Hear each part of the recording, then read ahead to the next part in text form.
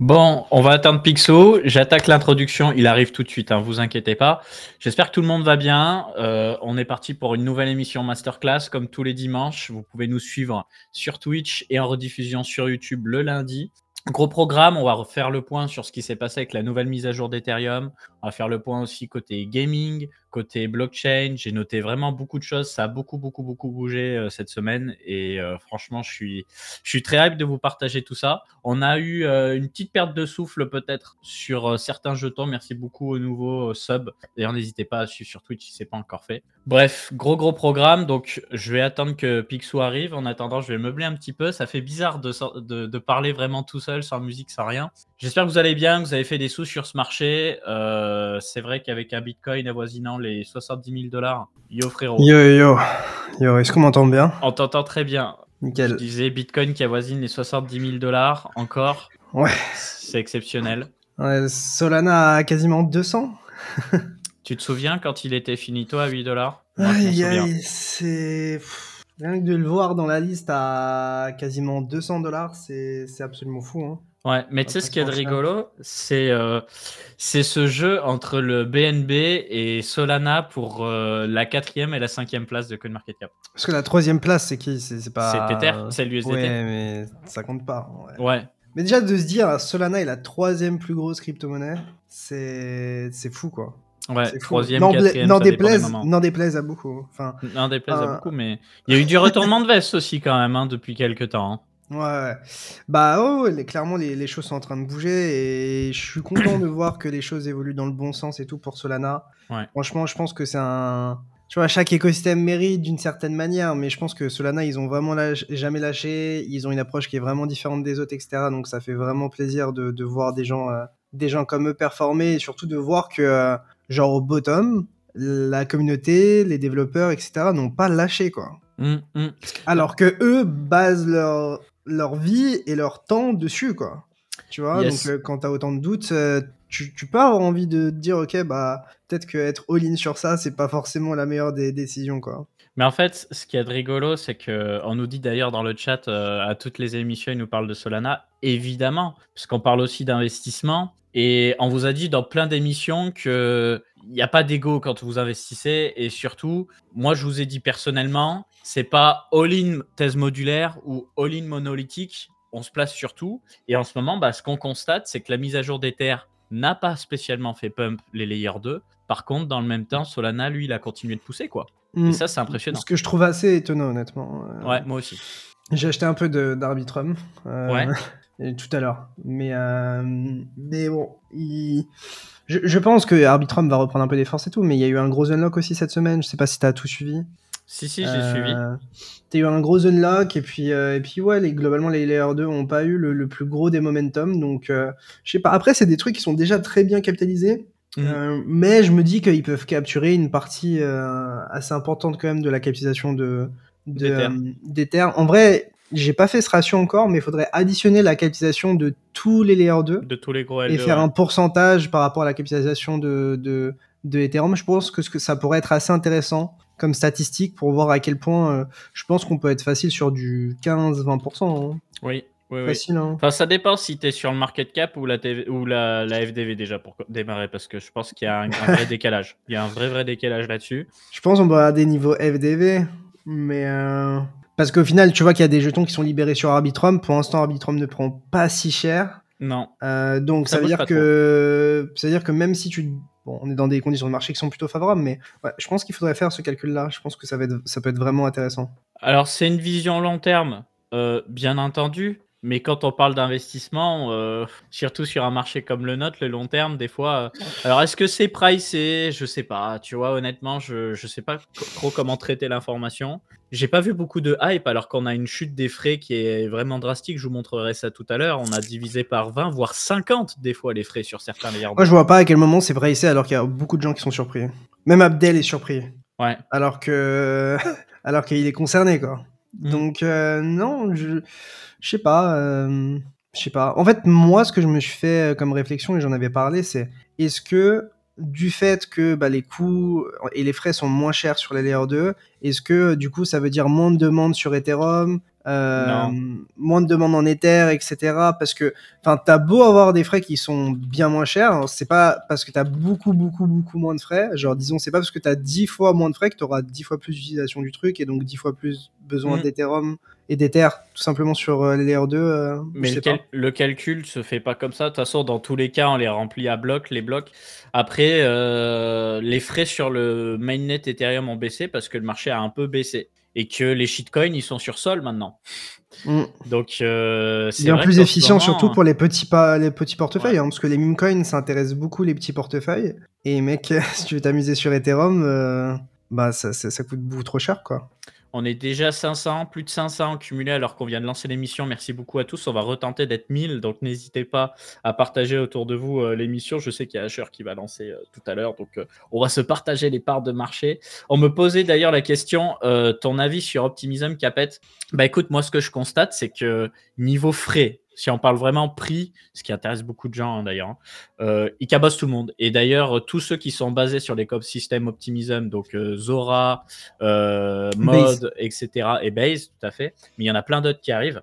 Les frais sont absolument minuscules. Par contre, en termes de sécurité, c'est vraiment c'est des roll-up centralisés avec vraiment le minimum syndical. C'est presque une aberration en fait d'un point de vue technologique, mais les gens s'en branlent. Les gens s'en branlent parce que ce qu'ils veulent, c'est du pas cher, c'est pouvoir trader des meme coins, c'est pouvoir utiliser des applications. Donc voilà le constat. J'en parlais avec le CEO de Ledger, moi. Ouais, il disait quoi ? Lui, globalement, il était en mode tout ce qui est optimistique, ça va disparaître, quoi. Et que tous les optimistiques deviendront des ZK. Ouais, des trucs hybrides, ouais. Et que pour lui, il n'y aura pas beaucoup de Layer 2 qui auront du succès. Pour lui, on restera sur 3-4 max qui auront beaucoup de succès. Qu'on compte les optimistiques ou les ZK. Donc, à voir. En tout cas, je vois pas Optimism disparaître, en fait. Enfin, parce qu'en fait, t'as toute l'Opistack, etc. T'as Base qui est énorme, qui est basé dessus. T'as beaucoup de trucs qui se basent sur l'Opistack. Donc, pour moi, ils disparaîtront pas. Je pense juste qu'ils évolueront, en fait. Et qu'ils vont ils vont mettre à disposition toutes les évolutions à tous ceux qui se basent sur l'Opistack. Mais du coup, ça sera assez marrant de voir Optimism s'appeler Optimism alors qu'il fera sûrement principalement du ZK peut-être un jour. Je sais pas. Bah il y aura toujours l'optimisme. Mais après, moi, ce que je trouvais intéressant, c'est que tous les projets, non pas que c'est pas sérieux sur Optimism, il y a Base notamment, mais tous les projets vraiment sérieux, ils vont très souvent se poser sur le CDK de Polygon. On en parlera tout à l'heure. Il y a un layer 2 qui s'appelle Zero Network là, qui va sortir, qui est basé justement sur le Polygon CDK. Et je pense qu'en fait, l'argument de zkSync et de Polygon d'avoir justement une agrégation des liquidités, donc sur Polygon, tu as ce qu'ils appellent le Ag Layer, et puis sur zkSync, ils appellent ça la Superchain, je crois, ou l'Hyperchain. Bah, ça fait que les gens se disent, OK, il n'y a pas de fragmentation des liquidités, et ça va être un petit peu la narrative à la mode, ça aussi. Tu vois, on va parler d'Avalanche aussi, qui sortait les porteurs pour éviter d'avoir de la fragmentation de liquidités. Je sais pas, Polygon CDK, j'en entends de plus en plus parler, mais tu vois, genre pourquoi Base est sur Opistack ? Ouais, je sais. Base, c'est énorme, c'est Coinbase derrière, donc je suppose que ils ont fait ce choix, tu vois, très sérieusement. Ils ont pris beaucoup de temps. Je suppose qu'ils ont aussi réfléchi à faire leur propre truc et tout, et pas forcément se baser sur l'Opistack, etc. Alors peut-être qu'un jour ils s'en détacheraient, mais je sais pas. En fait, le fait que Coinbase pour Base ait choisi l'Opistack, ça me fait dire que c'est assez ouf. Je suis d'accord avec toi. Parce que pour moi, il n'y a pas d'histoire de corruption ou, enfin, pour moi, l'argent ne rentre pas en compte sur ce genre de décision parce que Coinbase est déjà blindé. Du coup, je me dis que c'est un choix qui est purement technique et vu que je suis pas un mec du fondage, je comprends pas fondamentalement ce choix de l'Opistack pour Base, par exemple. Ben, moi non plus. Mais tu vois, on en revient à ces fameux débats. Alors, vous savez, on vous fait passer souvent Abdel dans les émissions et je vais essayer d'avoir des gens d'autres écosystèmes de Layer 2 parce qu'après, on va me dire que c'est un panneau pub Starknet et c'est pas le but. C'est clairement pas le but. C'est que c'est mon pote. Non, mais c'est un panneau pub Solana, après c'est un panneau pub Starknet et puis après c'est un panneau pub Nobag et puis en fait c'est un panneau pub de tous les trucs intéressants en fait de l'écosystème. Mais je peux comprendre aussi que les gens se disent ouais, on voit beaucoup Abdel. Naturellement, c'est mon pote, mais je vais essayer de... Même Charles de Ledger me parlait de Starknet, etc. Tu vois, genre c'est pas... Et je pense que Charles, certes, il est français, mais Charles, je pense que, voilà, quand t'es CTO de Ledger et que tu t'intéresses au quotidien à l'écosystème, je pense pas que juste il parle de Starknet parce que c'est joli. Je pense qu'il y a un vrai fond. Évidemment. Mais voilà, l'idée, c'est d'avoir une vision bien macro pour vraiment bien comprendre ce qui se passe. Et on va essayer d'avoir des personnalités francophones sur les différents écosystèmes et les Year One alternatifs. Moi, j'aimerais bien interviewer quelqu'un de chez Avalanche, tu vois. Parce que tu vois, on en parlait en off, là, ce week-end sur WhatsApp. Et soit j'ai des gros Avalanche maxi, soit j'ai des gens qui me disent, ouais, ça build pas dessus. Ok, c'est big, mais parce qu'ils doivent donner des grants et tout. Et tu l'entends aussi pour Polygon, hein, d'ailleurs. Mais toujours est-il que moi, côté gaming, je vois des très gros projets build sur Avalanche. Moi, en fait, le problème, c'est que Avalanche, je me demande si c'est même pas plus vieux que Solana. Ou en tout cas, c'est à peu près la même période. À peu près la même période. Mm. Ils en ont eu du temps pour faire des choses. Et Ouais. ils ont bien eu du temps pour acheter des putains de meme coins avec leur fondation. Mais techniquement, ils ont fait plein de choses. Hein.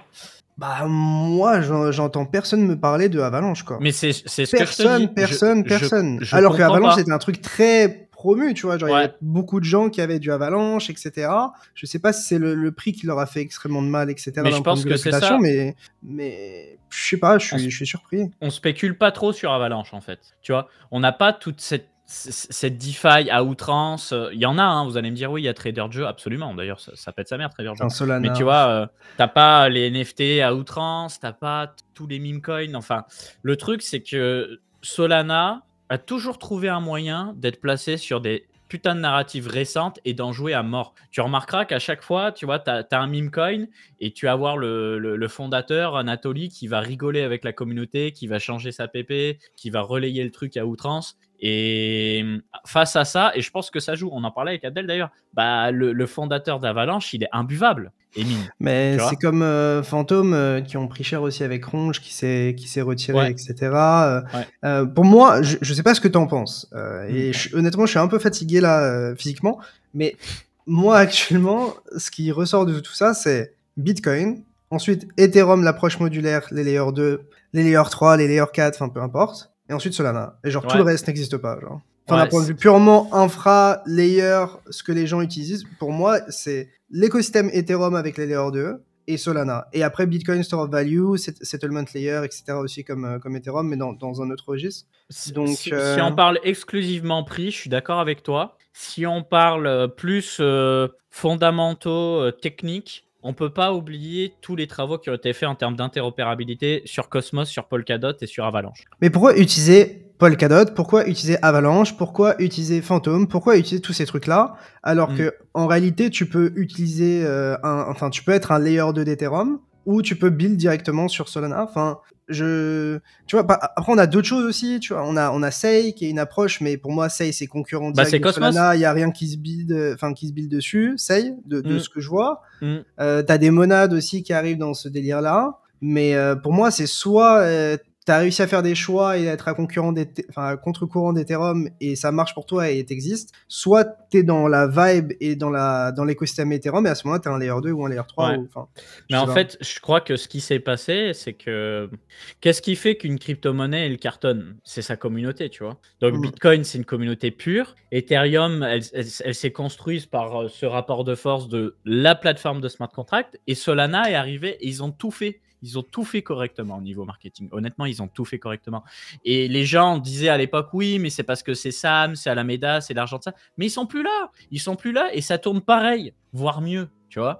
Donc ils ont. Mais la dinguerie, c'est que ça tombe en panne et le truc, genre, continue d'être hype et genre les gens ne le détestent plus. Ouais. Enfin, ne détestent plus la chaîne. Enfin, si t'arrives à dépasser le fait que tu tombes en panne d'un point de vue communautaire, d'un point de vue marketing et tout, c'est que t'as des fondamentaux qui sont absolument insane. Pour n'importe quelle chaîne qui tomberait en panne, aujourd'hui on en parlera encore. Alors peut-être que c'est juste les vibes de bull run et que tout le monde veut buy, trade ses shitcoins sur Solana, je sais pas, mais vous me parlez de Cosmos et tout, mais les gars, j'ai un énorme bac d'atomes, hein. Mais c'est juste que, bon.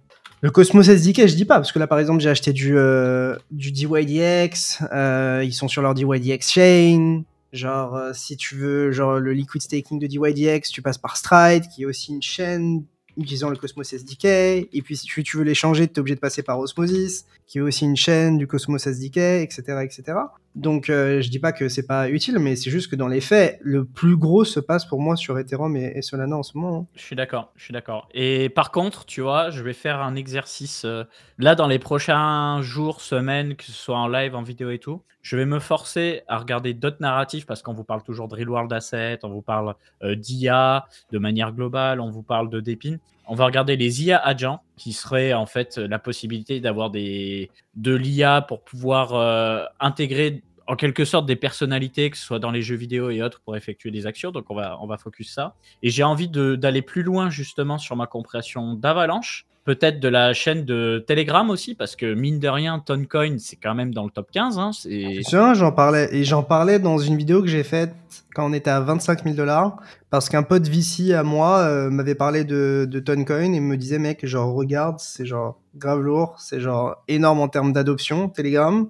Ouais. Et maintenant, enfin, quand tu vas sur Telegram, dedans, tu as directement un wallet qui inclut tes Toncoin et qui te permet de faire plein de trucs. Donc, même si techniquement, c'est pas le plus fou, là aussi, on cherche des use cases, quoi. On cherche des moyens d'avoir de l'adoption et ça peut être aussi un moyen de le faire. Et Nier Protocol, qui a quand même fait une sacrée poussée et qui a pas fini. Alors, Nier Protocol, eux, en ce moment, ils sortent sur plein de narratives, mais c'est toujours légitime. À part la data availability où c'est sorti un peu d'un chapeau pour moi, mais en gros, ils disent nous, on est bon en data availability parce que nous, on maîtrise le sharding. Et donc, nous, plus on va rajouter de shards, et plus en fait, on va mettre une vitesse à Avail, Celestia et compagnie. En gros, eux, ils disent ça, tu vois. Donc, je demande à voir. Mais soi-disant que leur espace de bloc serait moins cher que tous les autres. Et je vous montrerai ça en détail tout à l'heure. Ils ont aussi la narrative de l'IA parce que les fondateurs de NIR sont des tronches en IA. Et dernière chose, nouvelle narrative qu'ils ont toujours poussée depuis le début, c'est ce qu'ils appellent la chain abstraction. L'idée, ce serait que le protocole NIR, il se plug à Bitcoin, à Ether, à Solana, à Cosmos et compagnie.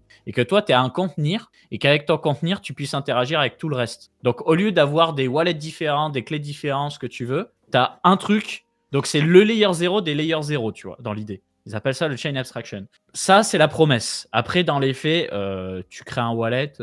Pour le moment, tu te sers de NIR comme tu te sers exactement de la même façon d'Ether et Solana. Donc, tu vois, j'y mets des petites réserves. Mais en tout cas... c'est quoi s'unir concrètement aujourd'hui?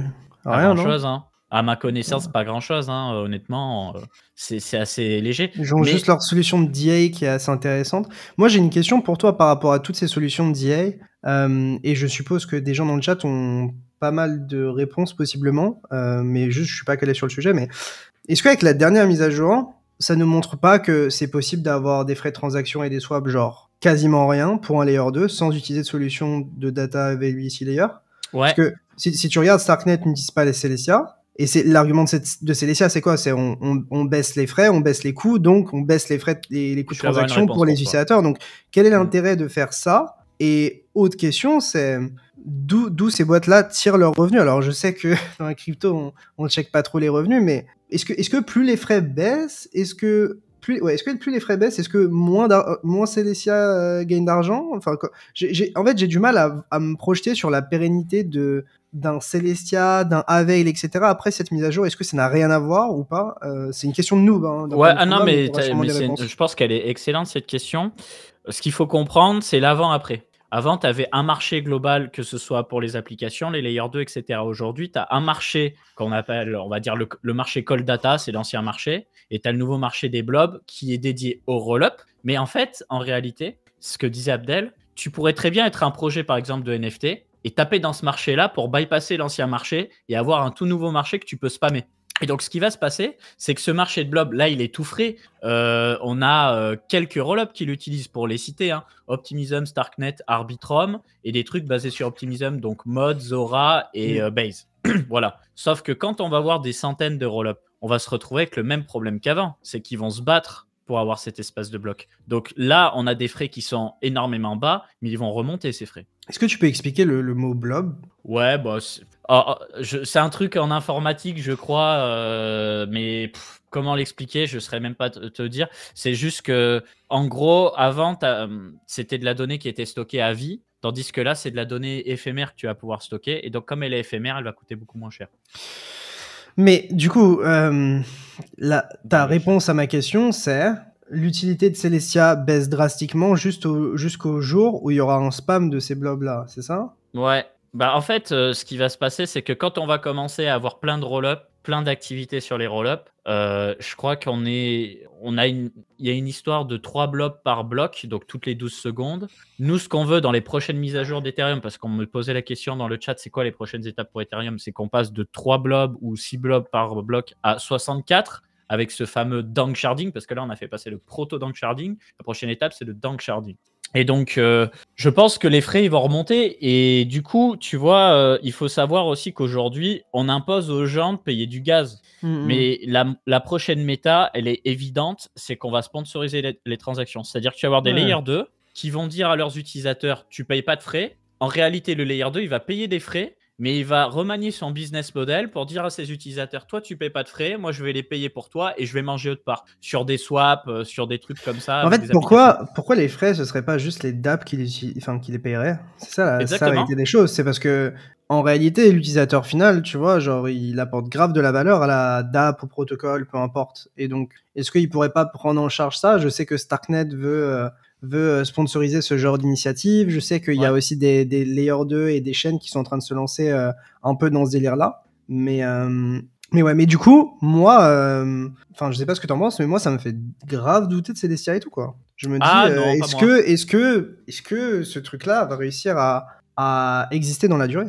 Parce que Celestia, c'est un data availability layer pour des layers de Ethereum, mais tu vas avoir plein de roll-up qui vont stocker que dalle sur Ethereum et qui vont se construire en surcouche de Celestia aussi, tu vois. Donc, ils vont avoir leur écosystème à part. Alors après, est-ce que ça va prendre? C'est une autre histoire. Mais en tout cas, l'idée, c'est pas simplement de dire on va stocker de la data pas chère pour Ethereum. Et c'est quoi le modèle économique? Quelle est l'utilité du TIA? Est-ce que ces roll-up-là doivent payer du TIA pour utiliser Celestia? Exact. Tu vois, tous ces trucs-là, j'ai pas assez d'informations dessus. J'ai du mal à me projeter. Bah c'est ça. Tu payes du TIA pour un roll-up en surcouche de Celestia. Et l'idée, c'est potentiellement d'intégrer certains trucs de la roadmap d'Ethereum sur Celestia avant Ethereum, tu vois. Pour moi, c'est un peu ça.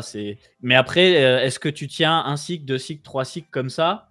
C'est la question, tu vois. Le mec dans le chat, il dit faut arrêter de se poser des questions et juste tout acheter. Non, mais les gars, en vrai, je fais mes devoirs avec vous en posant des questions à Capet. Je pense que ça peut être assez utile parce que la narrative data availability layer, on nous la vend à toutes les sauces, etc. Et là, on a une mise à jour qui a un gros impact sur un des use cases de Celestia, des Avail, etc. Donc voilà. Don't trust verify. Il faudra que je vérifie. Mais en tout cas, ces frais, ils vont remonter. Et peut-être même qu'un jour, on va se retrouver avec des frais hors de contrôle sur les layers 2, tellement ça va être le bordel. Ça, c'est possible aussi. Mais t'inquiète, on passera sur des layers 3, et s'il y a des problèmes sur les layers 3, on passera sur les layers 4, et puis sur les layers 5. C'est ce qui va se passer. Alors qu'on pourrait tout faire sur Solana, mais bon. C'est ce qu'on appelle des... Comment ils appellent ça? La récursivité, c'est récursif. Bref, on va pouvoir attaquer du coup soit sur la technique, soit sur Fonda plus news. J'ai un gros programme à vous proposer. En tout cas, on est quasiment 1000 sur le déjà. Fonda, hein. Vas-y, c'est parti. Quasiment 1000, hein. C'est fou. C'est une folie. Alors, je te propose de te mettre sur mon écran et puis on est parti. Hop. Voilà, normalement on voit ton écran. Eh ben écoute, déjà petit point sur les frais, rapidement avant de passer à l'actualité. Donc voilà l'état des frais. Il faut savoir que c'est une moyenne et qu'en plus de ça, elle est un peu clin d'œil parce que des swaps Starknet c'est quand même quelques centimes plus cher que ça. Donc je comprends pas trop dans quoi ils tapent pour avoir ces frais-là. Je tiens à vous noter aussi que quand vous utilisez le hardware signer, par exemple, du wallet Bravos de Starknet, les swaps sont beaucoup plus chers parce que vous allez payer quelque chose comme 3 à 5 centimes de frais pour un swap, mais vous allez aussi payer en surcouche 20 centimes pour le hardware signer. Dans le futur, il y aura une optimisation, mais en tout cas, le hardware signer n'utilise pas les blobs, donc vous payez, entre parenthèses, plein pot pour votre sécurité. Optimism, par contre, ça marque moins de 1 centime, mais ça peut aller clairement en dessous. On peut même être à 10 fois moins que ça sur une transaction. C'est vraiment violent. Et Arbitrum, là, cette émission se passe le 17 mars. Il faut savoir qu'il va y avoir une réduction supplémentaire des frais qui devrait être actée le 18 mars. Donc, pour le moment de la rediffusion. Donc, il y a moyen que ça vienne un petit peu plus grappiller sur les plates-bandes d'Optimism. Affaire à suivre. Ensuite, j'ai envoyé de l'USDC sur Arbitrum et j'ai payé 10 centimes. Genre pour juste une transaction à un envoi, quoi. Ouais, donc, juste pour un send. Ok. Ouais. Et dernière chose, alors... c'est toujours rien.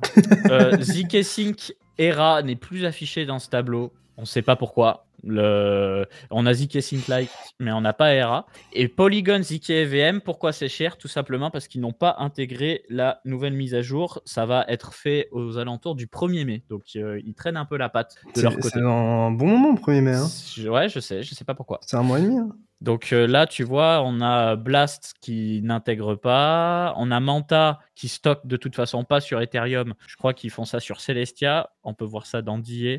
Ouais, Manta, ils stockent sur Celestia. Tu vois, donc par exemple, eux, tu disais Celestia, quel est l'intérêt? Bah, pour des projets comme Manta. C'est pas les seuls. Du coup, la réflexion que je faisais avant, c'était qu'on allait voir beaucoup plus de Layer 2 ou de chaînes, etc., qui paieraient les frais de transaction pour les utilisateurs. En vrai, si on descend à moins d'1 centime partout, c'est beaucoup plus réalisable que par le passé. Quoi. Exactement. Et surtout que plein de choses vont être faites du côté des roll-ups dans l'optimisation du code, de l'infra, etc. et du côté d'Ethereum pour encore faire chuter les frais. Donc, ça va être très, très intéressant. Bref, tu vois, il y a plein de roll-up qui ne stockent pas chez Ethereum. Hein. Metis, ils stockent sur un truc qui s'appelle Memo. Mantle, ils stockent sur leur propre DA qui s'appelle Mountain DA. Il y en a qui font ça sur des trucs centralisés. Quand tu vois DAC, c'est qu'ils ont leur propre truc centralisé à eux. Voilà, donc Ethereum n'a pas toutes les parts de marché non plus. Donc, on va faire un petit avant-après, juste pour le kiff, que vous vous rendiez bien compte quand même de la folie. Avant, on payait ça. Donc, surtout Starknet, c'était quand même pas mal cher. Et ouais, Optimism, on était sur du 71 centimes, tu vois. Arbitrum, du 2$ le swap, quoi. Ouais, on a divisé par 50, voire plus. Hein, c'est nimp, en vrai, c'est nimp. C'est fou. C'est un truc de fou. C'est vraiment un truc de fou. Donc, affaire à suivre. Et vraiment, les gens s'en tapent. Hein. J'ai l'impression que les gens s'en tapent. Alors après, s'il y a les applications qui suivent, ça va être une autre histoire. Mais... Parce qu'il n'y a que les riches, là. Il n'y a que les riches qui sont actifs dans l'écosystème. Les nouveaux entrants qui démarrent avec pas grand-chose. Bon, quand je dis les riches, on s'est compris, des gens qui ont 4-5 chiffres de capital, quoi, et donc qui sont habitués jusqu'à maintenant à payer des frais sur Ethereum à 20-30$. Donc, non, je pense qu'en vrai, on s'habitue beaucoup trop vite aux choses. On nous pose une superbe question. Baisser les frais, ça fait pas moins de revenus pour la chaîne. Alors pour Ethereum, si, mais bon, pour le moment, Ethereum, ça mange quand même sur tout ce qui se passe sur le mainnet, hein, quand même.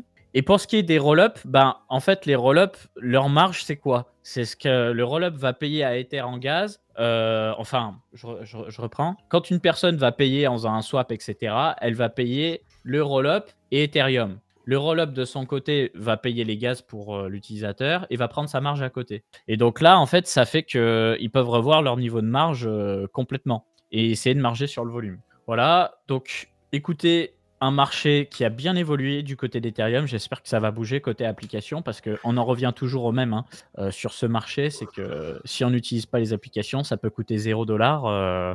Les gens s'en branlent, quoi. Et en ce moment, l'activité, elle est plutôt claire. Hein. L'activité, elle est faite sur des meme coins. Et les meme coins sont sur Solana. Ça, c'est sur Solana. T'avais PP, c'est sur Ether, non? Ether, ouais, je crois. Ouais, PP, c'est sur Ether.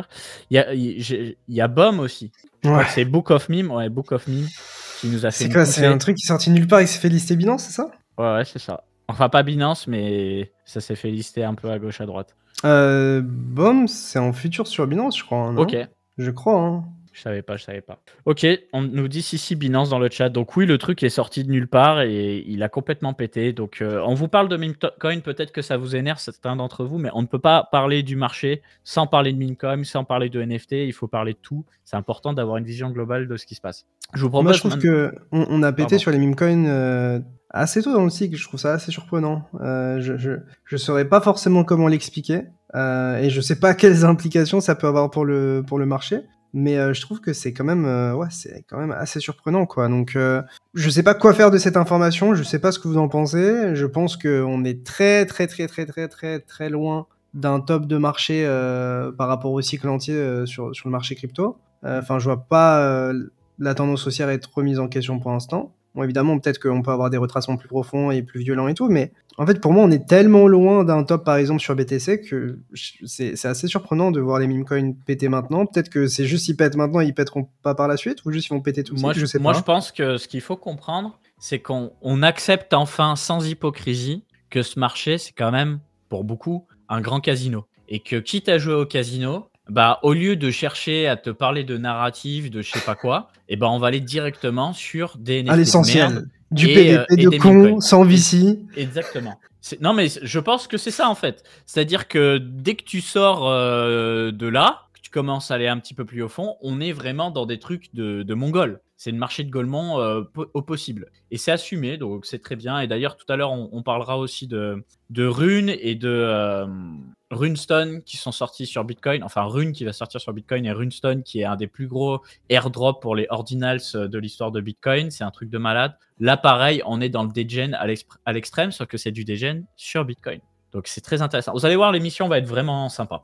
Donc, je vous propose d'aller assez vite au final sur les actualités de la semaine. On va commencer du coup avec notre ami Michael Saylor qui continue de nous montrer la taille de ces énormes coucougnettes. Avec un Bitcoin va manger l'or, on passe donc à 205 000 bitcoins accumulés par l'entreprise MicroStrategy. Il faut savoir qu'ils ont un prix d'achat moyen de 33 700 $ avec un bitcoin actuel qui est au double. Donc, ils ont acheté pour quasiment 7 milliards de dollars de bitcoin. Ils sont en plus-value de 7 milliards. Plus-value de 7 milliards en achetant du bitcoin. Bon, ils ne l'ont pas vendu ce bitcoin, mais ils pourraient. Et là, on peut dire que ça impose le respect. Il faut savoir aussi que Michael Saylor, lui, il voit vraiment le jeu un peu comme un Monopoly. C'est celui qui va accumuler le plus de bitcoin gagne. Alors, il y en a qui diront ouais, c'est quand la philosophie, machin, on s'en bat les couilles.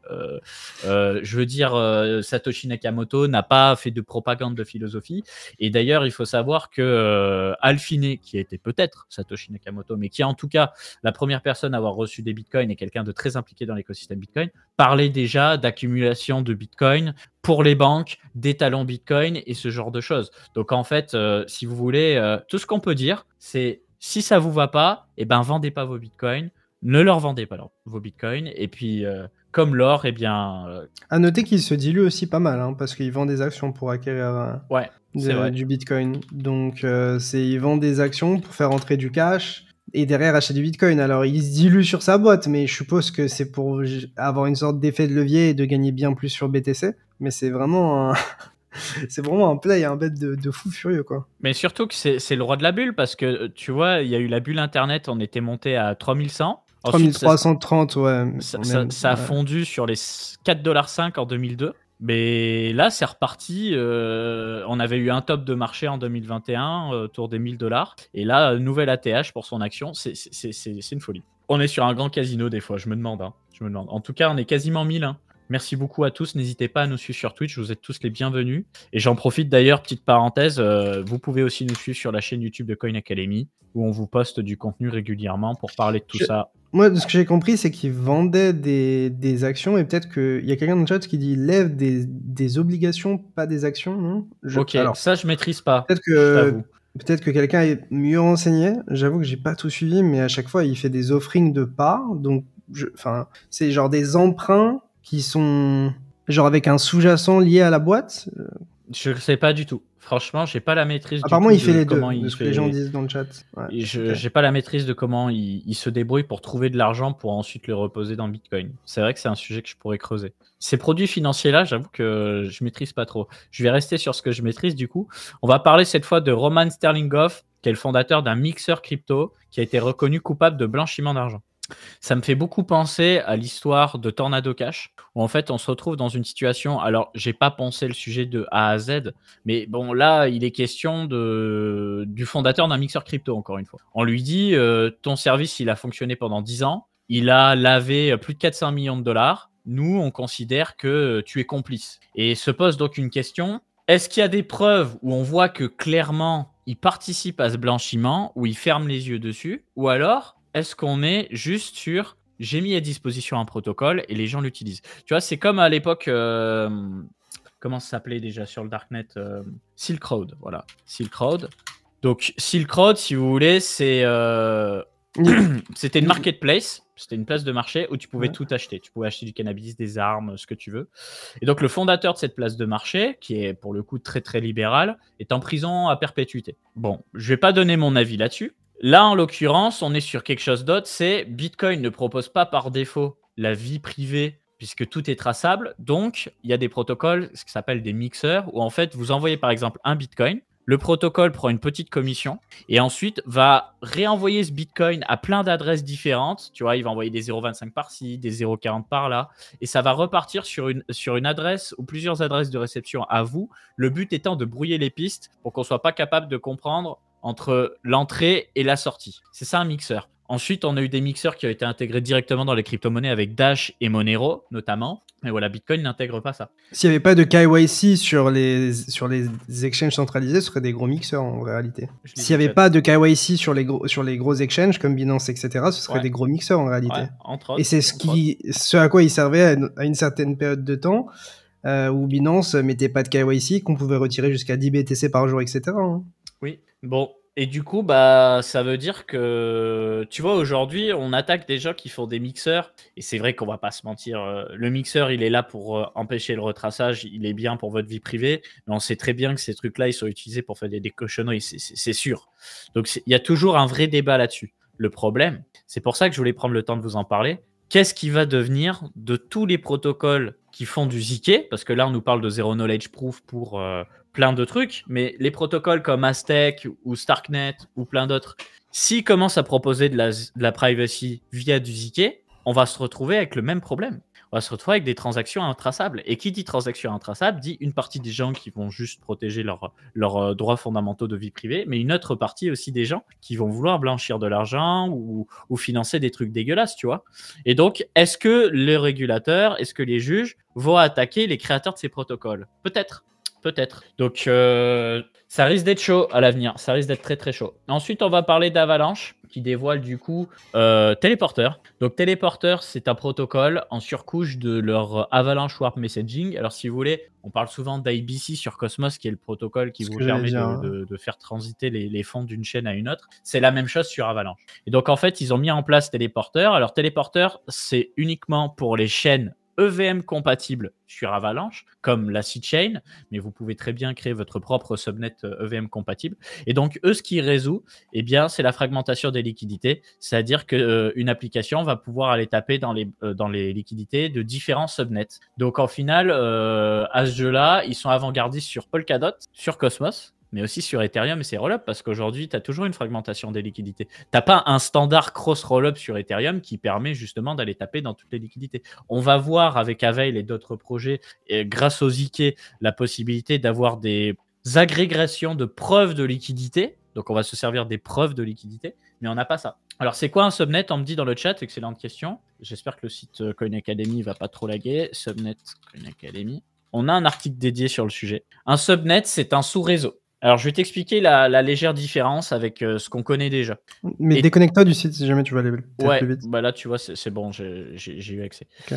Parce que si je veux montrer le club, je suis obligé de rester connecté. En gros, un subnet, c'est un sous-réseau. C'est-à-dire que sur Bitcoin, pas sur Bitcoin, sur Ethereum, tu as le réseau de base Ethereum et en surcouche, tu as des roll-ups qui sont en fait des blockchains à part qui héritent de la sécurité d'Ethereum. Sur Cosmos, c'est des blockchains à part, on appelle ça des blockchains souveraines. Sur Cosmos, c'est un peu comme des blockchains souveraines, sauf qu'à chaque fois, il faut bloquer un certain nombre d'AVAX et il faut être validateur à la fois sur AVAX et sur son subnet. Donc, c'est un truc un petit peu hybride. Et en fait, eux, leur idée, et c'est ce que j'ai mis en évidence ici, donc ça, c'est une des personnes qui travaille chez Avalanche. En gros, lui part du principe que ce soit un roll-up, que ce soit une blockchain, tout ce que tu veux, quand il y aura beaucoup de charges, ça va planter, ça va saturer. Donc, il dit, pour moi, une blockchain, c'est comme des serveurs. Au bout d'un moment, quand il y a trop de charges, ça va sauter. Nous, notre vision avec Avalanche, c'est de paralléliser ces différentes blockchains et que ça fonctionne un peu comme une chaîne. C'est-à-dire que dans le fonctionnement, ça fonctionne comme Solana, c'est monolithique, mais dans les faits, tu vois, c'est parallélisé entre les autres comme des roll-ups. Donc, pour eux, ce choix de design est supérieur à Ethereum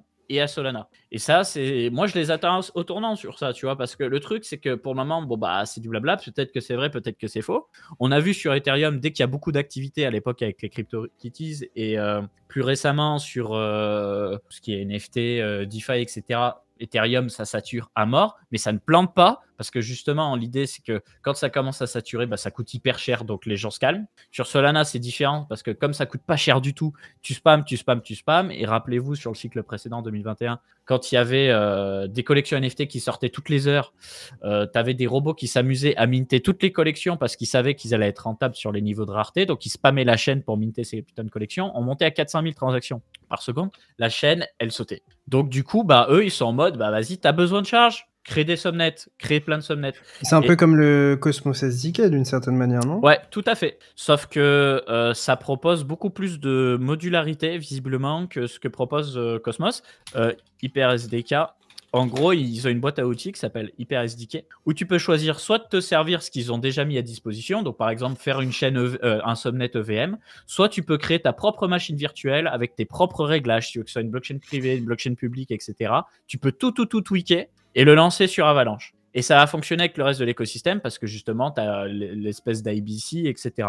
Tous les projets gaming récents, si tu vas sur Gaming on Avax, je constate qu'il y a pas mal de projets gaming qui ont choisi Avalanche. Pourquoi? Est-ce que c'est parce qu'ils ont été subventionnés par Avalanche et que du coup le ticket il est juteux? Je ne sais pas. En tout cas, on a Shrapnel qui est quand même assez violent. D'ailleurs, la prochaine bêta de Shrapnel, elle se passera entre le 20 et 23 mars et on n'aura plus les murs tout lisses où il n'y a pas de détails. La map a évolué. Voilà, je fais la petite précision. T'as vu le message dans le chat ou pas? Non. Moi, je bosse pour la bourse. Ok, moi je bosse pour la bourse dessus. Si on a participé au projet Evergreen de Avalanche, c'est clair que pour les institutionnels, les subnets sont bien pour paramétrer avec du KYC, si vous le souhaitez, et d'autres fonctions. Et moi, c'est ce que me disait un collègue qui bosse chez BlackRock à l'époque. Alors, ne comprenez pas par là que BlackRock va lancer un truc sur Avalanche, mais il me disait que lui, il kiffe Avax parce qu'en fait, en tant qu'institutionnel, tu as le niveau de paramètres ultime, supérieur à ce que fait Cosmos, ce que fait Polkadot et ce que fait Ethereum. Peut-être qu'avec Ethereum, ça va évoluer maintenant que tu as des roll-ups pour tout et n'importe quoi. Mais en tout cas, Avax, ça déchire. Bref, donc moi je trouve ça intéressant que tu as des jeux Web3 qui choisissent d'aller sur Avalanche et plus encore, Shrapnel va avoir son propre subnet. Tu vois, ils auraient pu faire une chaîne Cosmos, ils auraient pu faire un roll-up, ils ont choisi de faire un subnet justement pour ce besoin de personnalisation. Voilà, moi j'essaie de garder un œil sur Avalanche et il ne faut pas oublier qu'il est quand même 11e. Hein. C'est pas non plus un truc à la cave. Avec, on est à combien de capitalisation? Non, ça c'est le volume, pardon. 21 milliards. 21 milliards. Ça fait 5% d'Ether. Ouais, un peu moins gros de 5%. quand même. Je pensais que c'était moins haut que ça, honnêtement. Non, c'est big hein, quand même. Ils se sont bien repris. Hein. Du coup, ouais, le supply, on en est où? On n'est même pas à la moitié du supply émis. D'ailleurs, c'est quoi la différence entre total et maximal? Mais tu peux avoir une certaine émission du jeton, tu sais. Mais t'as par exemple les. Parce que t'as la circulating, je connais. Genre, c'est peut-être que c'est hard-codé pour que ce soit pas. Genre, je sais pas. Bah ouais, tu vois, pose une colle. Peut-être que t'as la différence entre genre en mode les investisseurs, le vesting, ces unlocks comme ça, et je sais pas, les revenus de staking, enfin les jetons émis par le staking et tout. Enfin pour le staking, enfin je sais pas. Ok, je lis un peu le chat. Voilà, donc Avalanche, très intéressant. Vous avez un article sur les subnets pour les curieux, on vous explique tout ça. On vous parle de différents subnets d'ailleurs. Tu vois, Crystal Valve, Krabada, l'ancienne, mais aussi d'autres subnets en développement. Où est-ce que j'ai mis mes actualités? Voilà. Ensuite, on a Swell, qui est à la base une application DeFi, si j'ai bien compris, qui propose aussi du liquid restaking, qui va lancer son propre Layer 2. Et Swell a la particularité de proposer un Layer 2 qui va du modulaire dans tous les sens. C'est-à-dire que c'est un ZK EVM basé sur la tech de Polygon, sauf que ça va être émis avec la solution de Alt Layer et profiter du restaking d'Eigen Layer. L'idée, c'est quoi? Les buzzwords. Oui, les buzzwords, tout à fait. L'idée, c'est quoi? J'imagine de proposer des applications DeFi dessus avec comme gas token leur jeton de liquid restaking RSWETH. À voir. Je pense que là, c'est surtout une question de... nous, on a une info comme quoi le jeton Swell, il va sortir dans pas trop longtemps. Et ce Layer 2, il va sortir après, puisqu'on nous parle de la seconde moitié de l'année pour la sortie du Layer 2. Et je pense qu'en fait, ils vont pousser des concepts techniques pour essayer de valoriser un maximum leur jeton de gouvernance Swell, hein, tout simplement, mais aussi leur protocole de liquid restaking. Pour rappel, le liquid restaking, c'est quand vous déposez des fonds sur un protocole de liquid restaking qui, lui, va déposer des fonds sur Eigen Layer. Et Swell en fait partie. Et d'ailleurs, Swell n'a pas non plus d'énormes parts de marché, hein, comparé à Etherfi et compagnie, quand tu regardes. Et Etherfi qui arrive en launch pool Binance là. Donc ça a mis un sacré coup de projecteur dessus. Et d'ailleurs, on a eu Justin Sun qui a déposé 120 000 Ethers sur Ouais, j'y viens. Juste. J'y viens, juste après. Il a fait un joli braquage. D'ailleurs, Ouais, je pense que le braquage, c'est la team qui lui a offert. Hein. ouais, On va pas c'est se possible. mentir. Hein. C'est possible. On va en parler juste après. C'est juste en dessous. Là, déjà, je vais vous parler de Zero Network, qui est un projet lancé par Zerion, enfin, qui va être lancé par Zerion, justement. J'en parlais dans l'intro. C'est faire un layer 2 où il n'y a pas de frais pour les utilisateurs. Et ça, je pense que c'est la nouvelle méta. Et ça va être trop, trop, trop bien parce qu'en fait, on va se retrouver avec plein de layer 2 qui auront de Loquent Abstraction native. Donc, on va se retrouver avec des layers 2 où potentiellement, tu vas envoyer les jetons ERC20 que tu veux. Tu pourras t'en servir de gaz pour ceux où tu as du gaz à payer. Et dans d'autres cas, eh ben, en fait, tu ne paieras pas de gaz, mais tu paieras des commissions sur des swaps ou ce genre de choses. Et c'est comme ça qu'ils vont manger. C'est-à-dire que Zerion va bosser en partenariat avec les applications qu'ils vont construire chez eux pour essayer de se partager les coûts. Le but étant de ne pas avoir de coûts et donc avoir une meilleure expérience utilisateur pour les gens. Est-ce qu'il y a une limite à ça? Est-ce qu'il y a une petite étoile avec conditions d'utilisation? On ne sait pas parce que quand ça explose trop en termes de frais, ils arrêtent, tu vois, je sais pas. Pour le moment, on n'a pas trop d'infos. On sait juste que ça va sortir entre le 2e et le 3e trimestre de cette année. Et peut-être qu'on aura les surprises à ce moment-là. Mais pour le moment, on n'a pas plus d'infos que ça. On sait juste que par contre, pour éviter qu'il y ait du spam, pour pas qu'au final, ils se retrouvent à payer des frais, ils vont mettre en place des mécanismes anti-spam. Parce que oui, si vous payez plus les frais, eux vont les payer. Donc, il pourrait y avoir des petits malins qui disent, tiens, juste pour les refaire payer à bloc, on va spammer de transactions et eux, ils vont être obligés de payer à chaque fois. Donc, du coup, autre question. Est-ce que ça va pas être le nouveau standard? Parce que si tu as plein de L2 avec de l'attraction qui commencent à offrir ça, en fait, je pense que ces L2 auront tellement de traction que en fait, juste tout le monde sera obligé de s'aligner, tu vois, comme dans un marché où tu as des concurrents. Si tu as Free qui arrive, qui dit, en fait, les abonnements mobiles, c'est plus 30 €, c'est 10 € par mois, ou même c'est gratuit. Tous les autres sont obligés de suivre, sinon, il n'y a pas que les frais de transaction, tu vois, qui rentrent en compte, mais je pense qu'à un certain moment dans le bull run, ça peut être énorme, quoi. Et je vois dans le chat quelqu'un qui dit on n'avait pas assez de layer 1 et layer 2. En fait, ce qu'il faut que tu comprennes, c'est que le nouveau standard, c'est qu'une application égale un layer 2. Ou alors, un layer 2 égale un parc d'applications. Une application égale un subnet sur Avalanche. Voilà, c'est ça. C'est ça. En fait, on va en voir plein parce que les gens vont vouloir plus de modularité, plus de personnalisation, etc. Voilà, AppChain, exactement. Comme dit YDX, par exemple. Qui va vouloir faire tourner des notes s'il n'y a pas de récompense? Ah, alors c'est une excellente question. Et je pense que ce layer 2 sera soit ultra centralisé, soit ils vont passer en partenariat avec des protocoles de séquenceurs décentralisés. Et peut-être l'Eigenlayer, c'est vrai ça. Peut-être Eigenlayer. Peut-être que c'est un rapport, je sais pas du tout. Là, on l'a pas mentionné, mais franchement, ça me semble pas déconnant, honnêtement. Peut-être qu'ils peuvent contribuer de cette manière-là, ouais. Ensuite, on a la communauté Dog with Hat qui a balancé 650 000 $ pour afficher leur mème sur la Vegasphere. Donc la Vegasphere, c'est quoi? Ça va être mais c'est une semaine. Une semaine. Je pensais que c'était une journée, moi.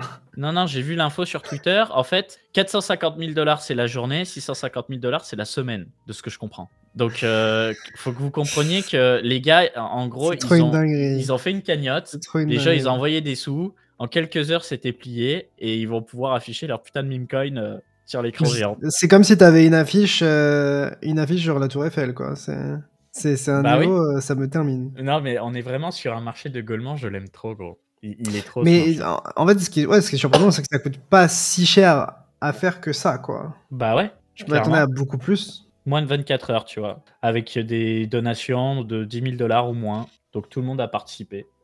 Sachez que le même SHIB va faire la même, mais en plus gros, on nous dit dans le chat. Et d'ailleurs, sachez que le SHIB va revenir à la mode. Va revenir à la mode parce qu'il bosse avec un protocole de folie homomorphique encryption qui va être une nouvelle narrative après les IK et tout. Et apparemment, ils vont avoir des applications qui intègrent le folie homomorphique encryption. Donc, ils vont surfer sur des nouvelles narratives SHIB.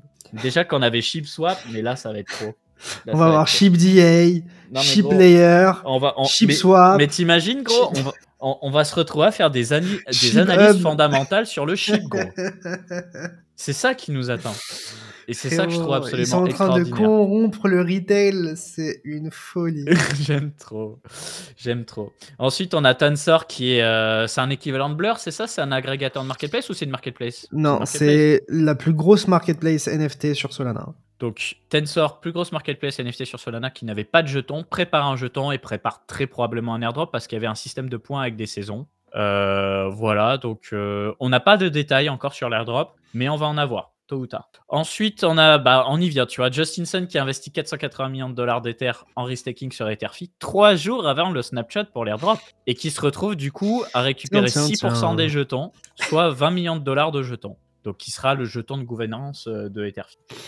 Voilà pour les nouvelles. Ensuite, très rapidement, on a l'ETF de BlackRock qui détient à lui seul plus de BTC que MicroStrategy, l'action de Coinbase qui a pumpé violent, 2 cadres de chez Binance qui se sont fait capturer par le gouvernement du Nigeria. C'est-à-dire que le gouvernement du Nigeria avait dit à Binance « Ouais, vous nous devez des milliards parce que vous n'avez pas suivi les réglementations, patati patata. » Ok, du coup, ils ont invité des gens de chez Binance à venir dans le pays. Et une fois que les gens de chez Binance sont arrivés dans le pays, ils les ont emprisonnés. En mode, voilà, on a certains de vos employés. Maintenant, on va pouvoir discuter négociation. C'est intéressant comme façon de fonctionner. Ensuite, on a Grayscale qui lance un dérivé d'ETF pour le GBTC avec justement, si vous êtes possesseur de GBTC, vous allez avoir un discount. On a le PDG JP Morgan qui compare l'achat de Bitcoin avec le fait de fumer des cigarettes. Alors, évidemment, il faut savoir que toutes ces entreprises qui représentent le capitalisme, tout ce qui est l'ennemi du dollar est un ennemi tout court. Donc, du coup, ils iront jusqu'au bout. C'est pareil avec le CEO de Vanguard, le deuxième plus gros fonds d'investissement du monde, qui ne veut absolument pas de Bitcoin pour ses clients. On a ça aussi. Alors, l'UE approuve de nouvelles règles en matière de volation des sanctions, dont le gel des actifs crypto. Qu'est-ce que ça veut dire? Ça veut dire que si tu ne respectes pas les sanctions, enfin les règles européennes, tu peux te retrouver à te faire saisir tes cryptos. Donc, je pense que stablecoin, je pense. Par exemple, tu as un gouvernement comme la Russie. Et tu as des stablecoins et des cryptos, et ils arrivent à le savoir. Si tu stockes ces crypto-monnaies sur des exchanges, par exemple, régulés en Europe, ils vont pouvoir imposer à l'exchange de geler les fonds du gouvernement ou d'une entreprise. Ils peuvent même demander à Circle ou à Teva. Hein. Bien sûr. Au-delà de l'exchange, je veux dire. Ouais, c'est vrai. C'était assez évident. Mais c'est une folie pour Binance, hein, parce que tu te rends compte, genre, t'es là, tu travailles dans une entreprise, ok, on te dit, déplacement professionnel, tu vas là-bas, et tu te retrouves là-bas, tu fais, hop, prison, pote. Ouais, c'est pour rien en plus, enfin, genre, c'est... Je sais bien, mais bon. Okay. Et pour terminer, on a Craig Wright, l'autoproclamé Satoshi Nakamoto, qui s'est pris une petite tarte du juge qui a dit non, mais là, tes preuves, elles sont vraiment minables, t'es pas Satoshi. Donc du coup, pourquoi c'est intéressant? Parce qu'il faut savoir qu'il a attaqué en justice, lui, pas mal d'entreprises et de personnes de l'écosystème Bitcoin en leur disant je suis le créateur de Bitcoin, Bitcoin est ma propriété intellectuelle, tu ne peux pas faire ça. Et du coup, là, on va pouvoir lui envoyer dans la gueule. Non, tu n'es pas Satoshi Nakamoto, donc t'as perdu et tu vas devoir me rembourser. Et vu comment il est riche, il va être obligé de rembourser un paquet de bombes, hein, je pense. Parce que lui, en mining de Bitcoin, il s'est gavé, le Craig Wright. Hein. Donc voilà pour les actualités. Qu'est-ce que je me suis noté d'autre? Plein de choses en réalité. Donc on a des nouvelles du mainnet de Eigenlayer. On n'a pas de date exacte. Par contre, on a un papier bloc qui nous explique comment ça va se passer. Donc, ils vont faire une dernière phase de testnet. Après, ils vont lancer le truc avec les Gundy, etc. Moi, je vous le dis, je suis quasiment sûr que la date, c'est le 15 avril. Parce qu'on a des infos en off que des protocoles de restaking vont justement sortir leurs jetons autour du 15 avril. Mais on a aussi notre copain Arthur Hayes, j'essaie de retrouver le tweet, excusez-moi, notre copain Arthur Hayes qui a tweeté ça. Donc pour moi, c'est assez évident que Eigenlayer, c'est pour le 15 avril ou le 14 dans ces eaux-là. Donc voilà, affaire à suivre. Ensuite, on a des images du futur jeu d'Ultra. Donc on voit un petit peu plus de gameplay et c'est intéressant parce que c'est un extraction shooter un peu à la Tarkov et Shrapnel. Et tu vois, il n'y a pas de viseur au centre de l'écran. C'est un FPS un peu comme le mode hardcore dans certains jeux comme Killzone. Donc, on a un rechargement un petit peu lent. Tu vois, tu as la possibilité de te pencher comme dans Rainbow Six. Voilà, on a peu d'images pour le moment, mais ça a l'air intéressant. Je pense que ça va être sympa parce qu'on va pouvoir avoir un gameplay qui change un peu de ce qu'on a l'habitude de voir dans les FPS. Ensuite, j'ai vu passer ça, donc je vous l'affiche à l'écran. On a des Layer 1 et des Bridges qui ont l'air de se gaver en termes de frais, dont Phantom. Hein. Phantom Avalanche. Hein. Donc, intéressant. J'ai pas réussi à trouver la source. Ensuite, j'aimerais qu'on parle de Rune et de Runestone. Est-ce que tu as entendu parler de Runestone, Léo? Non, j'ai entendu parler que de Rune. Alors, Runestone, énorme dinguerie. énorme dinguerie ce qui s'est passé. Je vais vous donner un peu le contexte. Donc, on a deux personnes. On a une personne qui est très influente dans la communauté Bitcoin avec les ordinals, qui a voulu faire un concept. Le concept est simple. Comment on peut pousser ce côté propriété numérique à outrance et comment on peut donner une bonne leçon à tout le monde parce qu'en ce moment, tu sais, tu as une méta pré-sale sur des meme coins, pré-sale sur des shitcoins, etc., etc. Lui, il a voulu faire un big airdrop. Donc, comment il s'y est pris? Dans un premier temps, il a collecté des fonds avec Léo Caillard, qui est un artiste français, qui est tailleur de pierre, si j'ai bien compris. Donc, ils ont collecté un peu plus de 500 000 $. Avec ces 500 000 $, ils ont minté un ordinals qui a pris quasiment tout un bloc Bitcoin parce qu'avec Segwit, le bloc, on est sur du 4 mégas. Ils ont pris quasiment tout l'espace. Ils ont pris 3,97 mégas. Et donc, ils ont utilisé tout cet espace de bloc pour y mettre des ordinals à l'intérieur. Qu'est-ce qu'on a à l'intérieur? Du runestone. Et ce runestone, enfin ces runestones, il y en a un petit peu plus de 100 000. Il les a airdrop à toutes les adresses qui ont fait, je crois, 3 transactions ou qui possédaient 3 ordinals. Donc, on se retrouve avec des gens plus de 100 000 adresses qui ont chacun un NFT qui vaut au cours actuel 2 800 $. Et ce NFT est un top volume en ce moment. Il est en train de rattraper les Bored Ape et compagnie. Alors, je ne sais pas si OpenSea liste les ordinals. J'avoue que je n'ai pas checké cette information. C'est une folie. Non, visiblement pas. Je l'ai reçu 0,27 BTC, 3 inscriptions, on me dit dans le chat. Mais donc, la prochaine étape, c'est quoi?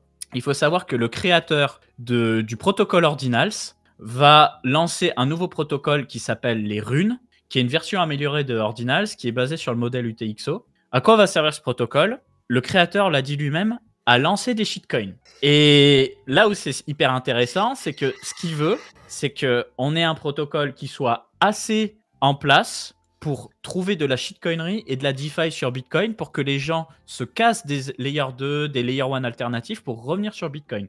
Et donc, la prochaine étape, c'est que Rune n'est pas encore sorti. Rune va sortir le jour du halving Bitcoin, c'est-à-dire aux alentours du 20 avril. Et tout possesseur de Runestone, le NFT que je te montrais juste avant, se verra airdropper des jetons Rune. Ils aiment trop les caméras, hein. C'est une dinguerie. Hein. Bon, bah, bien joué les mineurs de Bitcoin, hein. Bien joué à vous les refs, hein. Mais c'est... T'es choqué? Non, je suis sonné. Enfin, c'est un peu ce dont on parlait avec Charles, donc le CEO de Ledger et tout. Et j'étais en mode, est-ce que tout ce qu'on est en train de faire sur Bitcoin, c'est pas genre un prétexte pour juste faire survivre le protocole à terme et générer des frais de transaction plutôt que de trouver une vraie utilité? Est-ce que c'est... On voit l'objectif et on essaie de déployer tous les moyens pour y arriver, même si ça fait aucun sens, tu vois. Je sais pas, Après, on expérimente, c'est-à-dire que c'est ce genre de conneries qui nous ont derrière permis de trouver des choses assez intéressantes et derrière de les exploiter pour des choses peut-être plus utiles. Mais là, je suis fatigué. Hein. là, les gars, là, ça me dépasse. Là, je crois que ça me dépasse. Là, j'ai l'impression que là, j'ai des cheveux blancs, là. Eh oui, mon homme, là, il y a un FOMO qui se passe, qui est violent. C'est la 3e plus grosse collection NFT en termes de market cap derrière les Bored Ape et les CryptoPunks. Et c'est arrivé très, très vite. Et pourquoi? Parce que justement, pas de pré-sale, pas de private sale, pas de trucs comme ça, full airdrop, full communautaire. Ça a été créé par un OG des Ordinals. Donc, c'est un petit peu la communauté Bitcoin Ordinals qui se réveille et qui essaie de reprendre le trône avec Bitcoin, en fait, hein, tout simplement. Donc, Non, mais en vrai, les gars, je crache pas dessus. C'est juste que... Alors, en ce moment, ça fait beaucoup de mimes et de shitcoins. C'est juste ça. Souvent, on a 1, 2, 3 trucs. Après, on a quelques trucs qui sortent des ténèbres. Mais voilà, là, j'ai vraiment l'impression que l'écosystème est concentré à 1000% sur ça, quoi. Ouais. Tu vois, ça a été airdrop vers 0,02 et là, on est déjà en quasi x3. Donc là, il y a un gros FOMO qui se passe sur Runestone, soit pour être dans le play, soit pour jouer l'airdrop quand tu auras le jeton rune, mais... Juste peut-être un conseil pour les gens qui nous regardent. Ouais. Moi, je pense que si vous n'avez aucune expérience en crypto ou très peu d'expérience et genre un seul cycle dans les pattes, je pense que le mieux, c'est d'éviter tout ça. Je vous dis pas que vous pouvez pas faire de l'argent dessus, que ça peut pas aller plus haut, qu'il y a pas de l'argent à faire sur ces trucs spéculatifs et tout. Mais je pense juste que, en fait, c'est facile d'acheter et des fois on oublie et on a du mal à appuyer sur le bouton rouge. Et c'est ce qui s'est passé par exemple pour moi sur les NFT, etc. Et donc c'est pour ça que je vous invite à vraiment regarder ça et être extrêmement vigilant. Je dis pas ça pour être chiant, il y a plein de moyens d'expérimenter et que ça vous coûte pas trop cher et de pas non plus... voilà, mais faites attention à vous, sincèrement. Je suis d'accord. Faites attention à vous. Parole d'un homme qui s'est fait tuer par les NFT. Et qu'est-ce que je voulais dire? En tout cas, j'ai été étonné qu'il y a très peu de gens qui ont couvert cette information dans la commu FR, hein, alors que c'est littéralement un gros buzz, tu vois. Donc je suis content de vous en parler parce que j'étais en train de prendre le train quand je suis tombé sur ça et je me suis laissé aspirer par le truc, tu vois. Juste pour les gens qui parlent un petit peu dans le chat, etc., c'est pas une critique en mode c'est de la merde, ça va aller à zéro, blablabla. La réflexion, c'est plus, je sais qu'il y a plein de gens qui regardent, qui débutent, qui essayent de se mettre au crypto, ou même qui ont peu d'expérience en crypto, qui ont un cycle ou un peu moins. Prenez du recul sur tout ça, c'est juste ça. Big up à Crypto Mérovingien dans le chat, c'est grâce à toi que j'ai vu passer l'info. Hein. C'est grâce à toi que j'ai vu passer l'info. Je t'ai vu spam. Il revient de loin, il était actif sur Twitter en 2018, j'ai vu. Bah ouais. Là, je t'ai vu le spam sur Twitter et du coup, j'ai check et je me suis dit, mais qu'est-ce que c'est que cette merde? Après, j'ai vu qu'il y avait Vla mes follow en commun qui suivait Léonidas. Je me suis dit, mais attends, mais j'ai raté quelque chose. Regarde, hein. Le gars qui a poussé ça. Regarde le nombre de follow en commun. 45, gros. Je me suis dit, mais what the fuck, je suis à l'ouest ou quoi? Bref. Je pense. Et du coup, voilà, airdrop Etherfi, ce que je vous disais tout à l'heure. Donc, il fallait poser visiblement des fonds. Et vous avez la possibilité de vérifier si vous êtes éligible avec le claim.etherfi pour ceux que ça intéresse. Je vous mets dans le chat. Les gars, Memecoin, inscription, enfin, peu importe la chaîne, c'est le même discours, les potes, ça changera pas. Même si c'est sur Solana.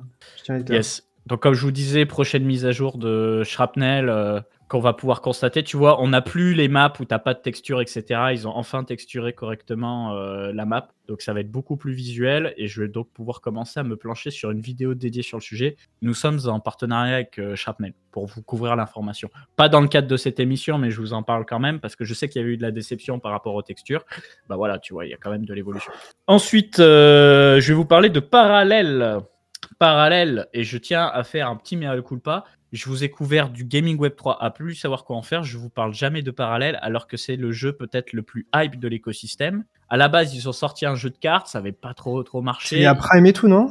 Oui, c'est ça, ouais. C'est lié à Prime. Et là, ils vont sortir un jeu sur Unreal Engine 5 avec de l'IA. Justement, là où ça va devenir intéressant, c'est que tu vas avoir des IA agents. Et on va parler d'un truc très simple. Qu'est-ce qui est le plus frustrant dans les jeux solo, dans les jeux vidéo, depuis qu'on joue à un jeu vidéo? C'est que les gens sont débiles. Je veux dire, tu joues à un Metal Gear Solid, par exemple, les gens qui sont censés t'attraper, ils sont cons comme des bites, tu vois.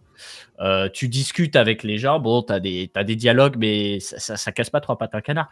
Maintenant, grâce à l'IA, on va pouvoir avoir des dialogues beaucoup plus poussés et des interactions sympas. Donc, moi, je vais pousser la fameuse narrative des IA agents parce que justement, on risque d'avoir des jeux avec beaucoup plus de complexité, d'évolutivité, avec potentiellement, tu vois, un jeu qui est solo ou multijoueur où les autres personnages sont des NFT et des IA qui gèrent leurs propres fonds, qui font leurs propres interactions, etc. Donc, j'ai encore besoin de creuser plus en détail Parallèle. Ils ont sorti leur white paper et ça a l'air d'être absolument grandiose. Il faut savoir aussi que, faut qu'on fasse une analyse fondamentale dessus. Il faut savoir aussi qu'il y a le jeton Prime qui est lié au projet, qui a fait une énorme poussée. C'est vraiment violent ce qui se passe sur Prime en ce moment. Grosse poussée. Pour une fois, on a du Gaming Web 3 où ça perf, il y a de la hype et il y a un concept. Et je crois que je parle de AI Agent ici, voilà. Je vous mettrai tout ça dans le chat et bien entendu dans la description YouTube pour ceux qui écoutent la rediffusion. Il nous explique justement qu'est-ce que c'est que les AI Agents en détail et pourquoi c'est bullish. Je pense qu'on verra des choses marrantes. Je pense qu'on verra des effets de bord et des IA, enfin des bots dans des PNJ dans des jeux qui diront des choses qu'ils devraient pas dire. Je pense qu'on va voir des choses fantastiques grâce à ça. Ouais, mais moi tu sais ce que je pense et c'est pour ça qu'il faut absolument qu'on bouffe cette narrative. C'est que jusqu'à présent, on a eu l'étape où on nous parlait d'IA et de crypto, on était en mode ouais, c'est de la merde. Et là, potentiellement, avec des layer 1 et des layers 2 toujours plus puissants, de l'IA toujours plus poussée, peut-être que le marché des cryptos va faire évoluer l'IA dans le bon sens. Et que potentiellement, on va avoir des projets très sympas. Pourquoi on aurait besoin de crypto pour leverage une IA dans un jeu? Parce que s'il y a de l'interaction avec de la monnaie, de la vraie monnaie, ça peut devenir tout de suite beaucoup plus intéressant. Parce que du coup, tu vas te retrouver potentiellement avec des jeux multi où tu as déjà des interactions entre les hommes, et tu vas aussi avoir des PNJ qui vont gérer de la monnaie, à qui tu vas pouvoir donner des ordres, etc., etc. Et là, ça va devenir très intéressant. Dans le cadre du jeu vidéo. Ouais, non, mais c'est juste que je vois pas pourquoi le gaming Web3 en profiterait plus que le reste. Je pense que ça va être juste de la surspéculation, mais moi en tout cas, c'est ce qui m'intéresse d'un point de vue genre gaming plus généralement, tu vois. Je pense que ça va vraiment changer l'industrie du jeu vidéo, l'IA. Je pense que ça va avoir un impact profond. Et bon, moi, je parle de ce que je connais, mais tu vois, déjà rien que tu vois les PNJ dans Red Dead Redemption qui sont assez évolués, qui sont très intéressants, etc. Alors que je pense pas qu'ils utilisent des systèmes d'IA comme ça. Je me dis que si tu commences à avoir de l'IA qui est mise à profit au PNJ, à des jeux, je pense que ça peut être vraiment intéressant. Après, la question c'est, quel sera le coût pour la valeur ajoutée dans le jeu, parce qu'il y a aussi ça, c'est toujours une question de coût. Donc, est-ce que les éditeurs seront prêts à payer ça? Est-ce que la plus-value sera aussi importante? Est-ce que ce seraient des modèles qui tourneraient en local avec des contraintes très spécifiques, je suppose? Merci beaucoup dans le chat, vous donnez des informations hyper intéressantes. Il va falloir que je check tout ça. Je vous avais dit que l'émission allait être croustillante, hein. Si vous nous écoutez sur YouTube, n'hésitez pas à liker, à laisser un petit commentaire. Franchement, depuis tout à l'heure, je vous envoie des infos, c'est du poulet. Et j'ai pas fini. On va parler maintenant de Nier, qui a une page dédiée qui s'appelle Nier Modular, où justement, ils comparent le coût de stockage chez eux versus Celestia versus Ethereum. Et tu peux choisir sur quel roll-up ça se passe et comparer, du coup. Et du coup, il nous montre à quel point ça coûte rien par rapport aux autres. Ça, ce qu'il faut bien noter, c'est que c'est de la théorie. Dans la pratique, personne, je dis bien personne, stocke sur Nier. Quand tu vas sur L2Bit, tu vas dans DA, ça stocke soit sur Ethereum, soit sur Celestia, soit sur des trucs perso ou centralisés. Nier est nulle part. Alors, ils ont fait un partenariat avec Starknet, je crois, où ils vont l'annoncer. Ils ont fait un partenariat avec d'autres projets, mais personne, pour le moment, utilise la DIA de Nier. Ça pourrait changer. Ce qu'il faut comprendre aussi, je vous avais déjà montré ça et je vais vous le remontrer. On nous parle de bande passante. En fait, ce qu'il faut comprendre, c'est que sur ce schéma, en fait, on a 4 mégabits par seconde par shard. Sauf qu'à cette époque, Nier n'avait que 4 shards. Aujourd'hui, ils en ont 5. Et dans quelques semaines, ils en auront 6. Et au fur et à mesure qu'ils vont mettre en place des shards, il y aura plus de bandes passantes. Une shard, c'est quoi? C'est l'équivalent d'un subnet sur Avalanche ou d'une chaîne souveraine, etc. En fait, tu vas te retrouver avec de la création de blocs sur Nier avec les transactions des différentes shards. Donc peut-être que là aussi, on va se retrouver avec un design de blockchain intéressant. Mais c'est toujours la même chose. La tech, elle est bonne, mais pourquoi personne l'utilise, tu vois? Pourquoi les gens vont sur Solana et Ethereum? Voilà, la question reste ouverte. Ça n'empêche pas au jeton d'être 20e sur CoinMarketCap. Mais bon, voilà. Écoute, c'est à peu près tout pour moi. Après, on a d'autres infos. Par exemple, tu as Hyperlane qui a une solution de bridging qui commence à faire des partenariats. Par exemple, on a IBC Fun et UseNexus qui sont des bridges qui semblent utiliser Hyperlane. Peut-être qu'on peut farmer un airdrop avec ça. Peut-être. Si jamais vous voulez essayer de croquer du jeton Hyperlane, s'il y en a un. On a aussi sur ma chaîne la rediffusion de l'émission que j'ai faite avec Abdel où on parle justement de l'avenir d'Ethereum, l'avenir de Starknet, on parle aussi de Solana. Donc, on rentre dans pas mal de sujets techniques, on pose des questions très sympas. Je vous le laisse en description. On a Monad qui lance son DevNet. Alors, c'est pas un testnet, c'est un réseau privé. Nous, on a des infos, Monad, à confirmer, Léo. Je sais pas si on peut en parler. Mais la FDV, elle est aberrante. Après, de base, ta Paradigm a investi 150 millions de ce que je disais. Ouais. Donc, et t'as des gros advisors, t'as des gros backers, etc. Mais en fait, j'ai du mal à voir la plus-value d'un Monad par rapport à un Sei, par rapport à un Solana. Enfin, en gros, la narrative, c'est quoi? C'est genre des vrais TPS et de l'EVM. En tout cas, c'est ce qu'ils mettent en avant. En soi, est-ce que c'est pas quelque chose que tu retrouves ou commences à retrouver avec Sei et Solana? Bah, Sei, la parallèle EVM, elle n'est pas en place. T'as Neon EVM, tu vois, dans ce délire-là, sur Solana. Sei, ils sont en train d'aller dans cette direction et ils vont potentiellement le proposer. T'as Eclipse qui réunit un peu le meilleur des deux mondes avec la Solana VM sur un layer 2 Ethereum. Ouais. Je suis d'accord. Et du coup, en Monad, c'est un layer 1 de ce que je comprends. Ouais, c'est un layer 1 alternatif. Ça commence à être un peu crowded comme game. Ça commence à être un... En tout cas...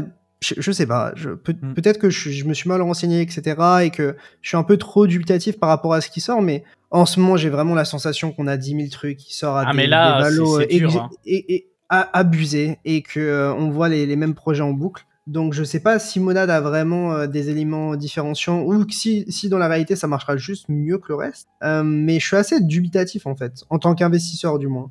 Bah, en fait, ces monades, ils bossent un peu sur les mêmes problématiques qui sont comment on retape le modèle de stockage des données, de base de données, etc.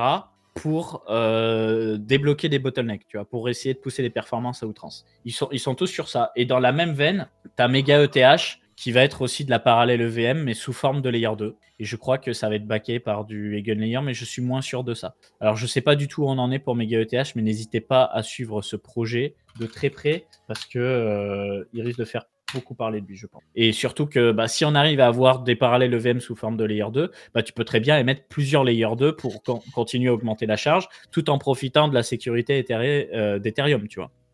Donc, moi, je suis très très bullish sur Eclipse. Ouais. Ils m'ont mis les mots-clés qui me plaisaient. Et a priori, je pense qu'il devrait y avoir un airdrop pour les stakers de TIA. Okay. Parce qu'ils sont très très proches de l'écosystème Celestia. Je crois qu'il y a Celestia à peu près partout sur leur site, leur deck, etc. Ils ont des beaux ici. Et je pense que réunir la narrative Layer 2, donc modularité d'Ethereum, etc. Et derrière d'avoir le meilleur des deux mondes avec aussi une approche Solana et donc utiliser la Solana VM, pour moi c'est assez intéressant. Donc je pense que Eclipse ça va être très très intéressant à suivre et c'est surtout un projet qui est peu mentionné.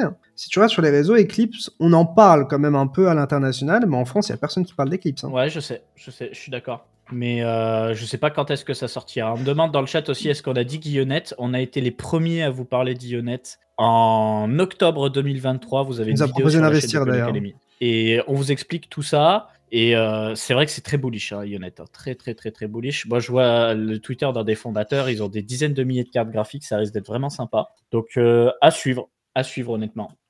Ouais, okay. Guillonnette, on nous avait proposé, mais la valorisation était très haute. Le vesting était très long, etc. Donc, d'un point de vue investisseur retail, je pense que ce sera intéressant parce qu'il y aura peu de jetons qui seront disponibles au début, etc.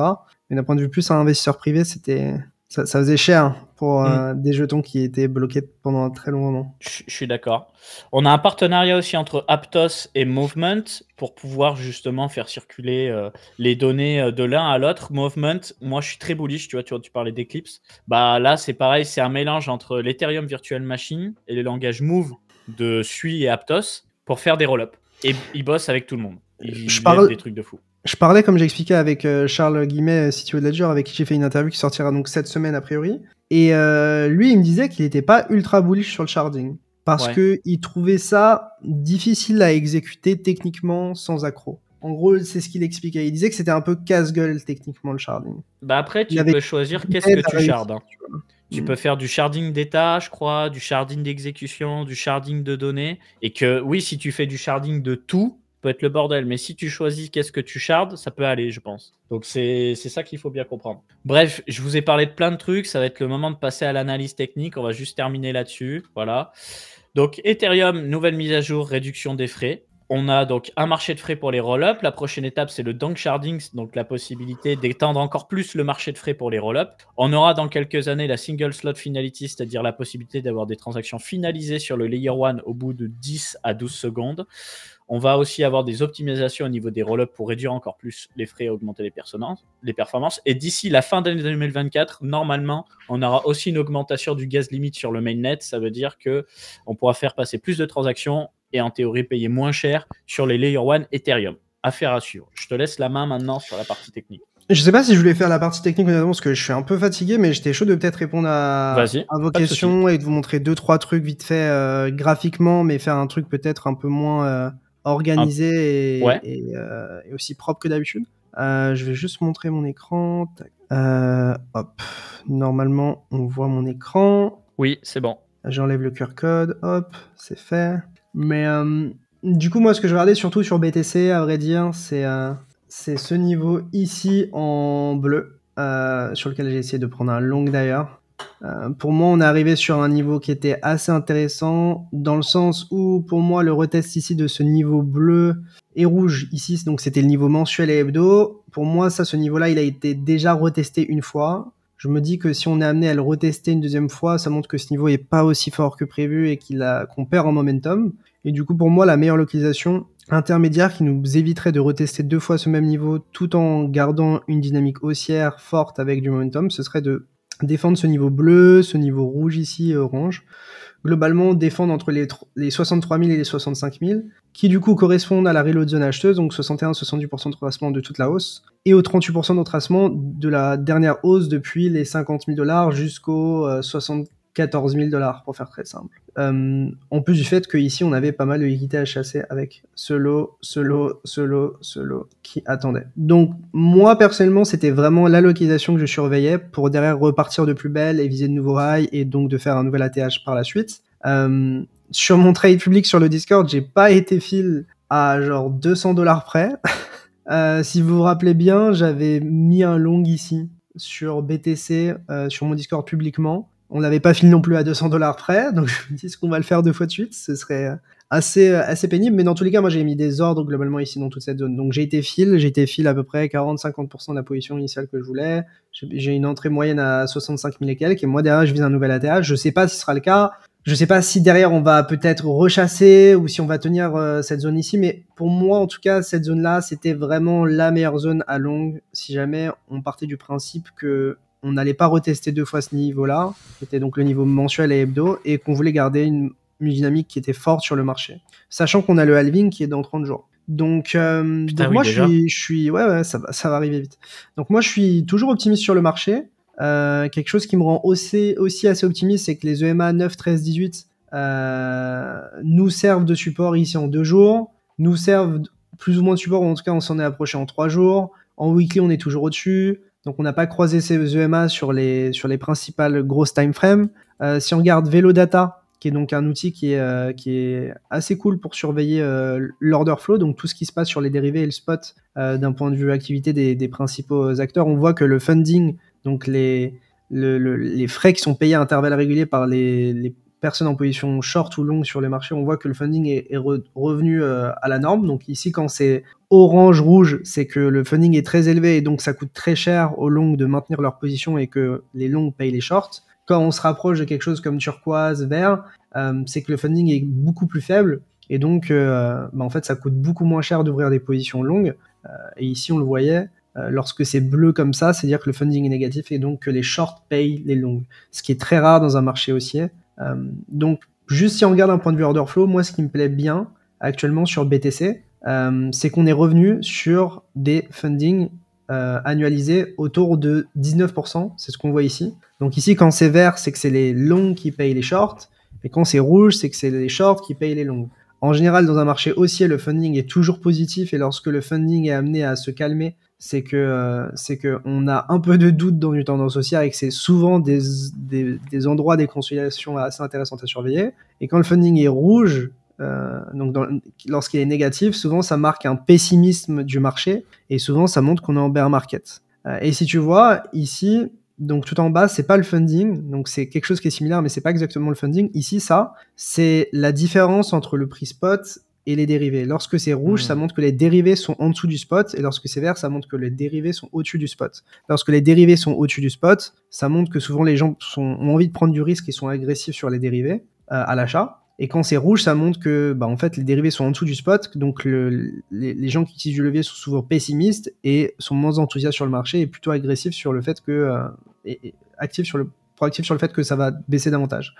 Et si tu vois, ce qui a marqué globalement notre bear market, c'est cette entrée dans cette phase ici où en fait, à partir d'ici, les fundings sont restés durablement très neutres, voire en tout cas le prix des dérivés était en dessous du spot, donc à partir de là. Et lorsque ça s'est arrêté, c'était à partir d'ici. Ça concordait de mémoire avec BlackRock qui soumet une demande pour avoir un ETF Bitcoin Spot. Et de mémoire, c'est le moment où le supply de stablecoin a recommencé à croître alors qu'il était en décroissance jusqu'à maintenant. Donc si tu superposes donc le supply, donc la captation de tous les stablecoins et voir que en fait il y a de plus en plus de stablecoins, en tout cas qu'il y a une reprise de l'émission de stablecoins sur le marché, plus le moment où les dérivés sont de plus en plus optimistes et sont à nouveau optimistes sur le marché. Ça, c'est pour moi, c'était 2 signaux qui sont assez intéressants et qui nous permettent de comprendre dans quel mindset, dans quel état d'esprit les acteurs sur le marché sont. Donc ici, on a eu cette grosse phase d'euphorie sur BTC. Notamment, toute cette phase ici, on a eu énormément d'euphorie, notamment avec le break du précédent ATH à 69 000 $. Donc c'est là où on a vu des fundings qui étaient très élevés. Et là, pour le coup, on est revenu sur des niveaux neutres. Sur des niveaux où on avait moins d'enthousiasme. Et c'était notamment des fundings donc neutres qu'on pouvait voir après l'approbation des ETF. Tu sais, on avait une euphorie juste avant, l'approbation, le sell the news, donc une correction, un désintérêt du marché, alors qu'en réalité, c'était le meilleur moment pour long, et c'était justement un moment où le funding était redevenu neutre, qu'on avait une correction, et qu'en plus de ça, sur les dérivés, on avait un prix qui était inférieur au spot. Okay. Donc on n'en est pas non plus là actuellement, mais on a fait quand même un moins 13%, des fundings qui sont redevenus à la norme, et neutres. Et donc pour moi, ça matchait pas mal de mon côté, un biais plutôt optimiste, en plus du fait qu'on a été retesté ce niveau bleu ici. Donc cette zone de rechargement haussière sur BTC. Donc moi, jusqu'à preuve du contraire, je suis assez optimiste sur BTC. Je pense qu'on peut avoir un retracement même de ce moment-là pour faire un petit peu chier les acteurs sur le marché. Mais tant que cette zone bleue ici, je reste optimiste. Par contre, si on commence à péter cette zone bleue ici, je pense que cette zone ici pètera aussi. Et donc, ça pourrait enchaîner de nombreuses liquidations et donc des cascades de liquidation pour faire extrêmement peur aux acteurs sur le marché et rec les dérivés. Moi, ce scénario-là où on tient pas cette zone bleue et donc où juste on la traverse, pour moi, c'est une probabilité qui est assez faible. Je pense que cette zone bleue tiendra et que tant qu'on la tient, on a de bonnes chances de retourner très vite vers un nouvel ATH, surtout vu qu'on a le halving qui arrive très bientôt et qu'on a toujours de l'inflow sur les ETF. Donc moi, je m'inquiète pas trop. Mais en tout cas, c'est ce que je regarde sur BTC. Et d'un point de vue order flow, si on regardait aussi sur Ethereum, on est aussi revenu sur des fundings neutres alors qu'on était en pleine euphorie ici. Donc je trouve ça plutôt agréable de voir que sur les dérivés, on est redescendu d'un cran d'un point de vue intérêt, d'un point de vue enthousiasme, etc. sur l'effet de levier, alors qu'on n'a pas tant corrigé que ça. Tu vois. Ce que ça montre, c'est qu'avec une petite oscillation de prix, donc à moins 15%, moins 16% sur Ethereum, on a totalement baissé en intérêt et en euphorie. Et que derrière en fait on peut simplement rebondir, retourner sur les niveaux sur lesquels on avait une pleine euphorie, sauf que désormais on n'a plus d'euphorie et qu'on peut pousser beaucoup plus haut dans ces contextes-là. Et c'est ce que j'expliquais tout à l'heure sur Twitter. Je disais que en fait souvent quand tu as un marché haussier, les meilleures opportunités de long, c'est les moments où en fait tu consolides après un retracement et que les fundings sont neutres. Et que c'est les plus grands longs, donc les plus gros ROI d'un point de vue long, ils se préparent. Lorsque tu as des fundings qui sont de retour à la neutralité, tu prends en général tes TP, donc tu gagnes ton argent lorsque les fundings repassent super haut et donc redeviennent élevés, et donc le marché repart dans une certaine euphorie. Donc on achète le scepticisme et on vend l'euphorie dans ces marchés haussiers. Et donc voilà, pas besoin forcément d'avoir des gros dips pour justement revenir sur des niveaux plus neutres. En termes de funding, qui en soi conditionne pas mal le marché, parce que si tu as un marché qui perd en momentum et que tu as un funding qui est très élevé, en fait ça veut dire que être en position longue ça te coûte très cher, surtout parce qu'en effet de levier tu prends souvent des positions qui sont bien plus grosses qu'en spot, parce que tu as envie de bien sizer, et donc en fait tu te retrouves à payer du funding par exemple sur une position à 100 000 $, là où en spot tu as une position à 10-20 000 $ d'habitude. Donc si tu commences à payer 100% annualisé de ta position sur une position qui est assez conséquente, ça te coûte vite très très cher en fait.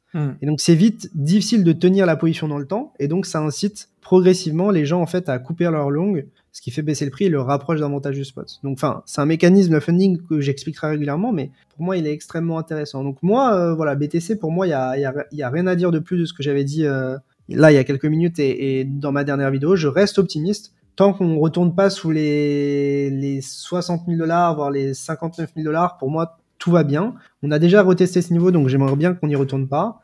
Et le niveau intermédiaire, pour ne pas avoir à retester ce niveau et rester optimiste et garder en même temps, pour moi, c'était cette zone bleue et on vient de rebondir dessus. Donc moi, je pense qu'on va plus haut sur BTC. Sur Ethereum, je m'attendais à ce qu'on retrace un peu plus bas. Je vous avais mis cette zone ici, on n'y est pas allé. Mais ce qui était assez intéressant, c'est de voir le rejet ici. je vous disais que sur Ethereum, on a atteint pour moi la dernière résistance sur le graphique, qui était celle plus ou moins des 4 000 $, et que pour moi, la prochaine fois qu'on reteste les 4 000 $, c'est probablement pour les casser, et vu qu'on n'a rien jusqu'au précédent ATH, je pense qu'on risque de s'emballer très très vite. D'où l'idée de buy le dip sur Ether, sachant qu'en plus de ça, il y a les rumeurs d'ETF, etc.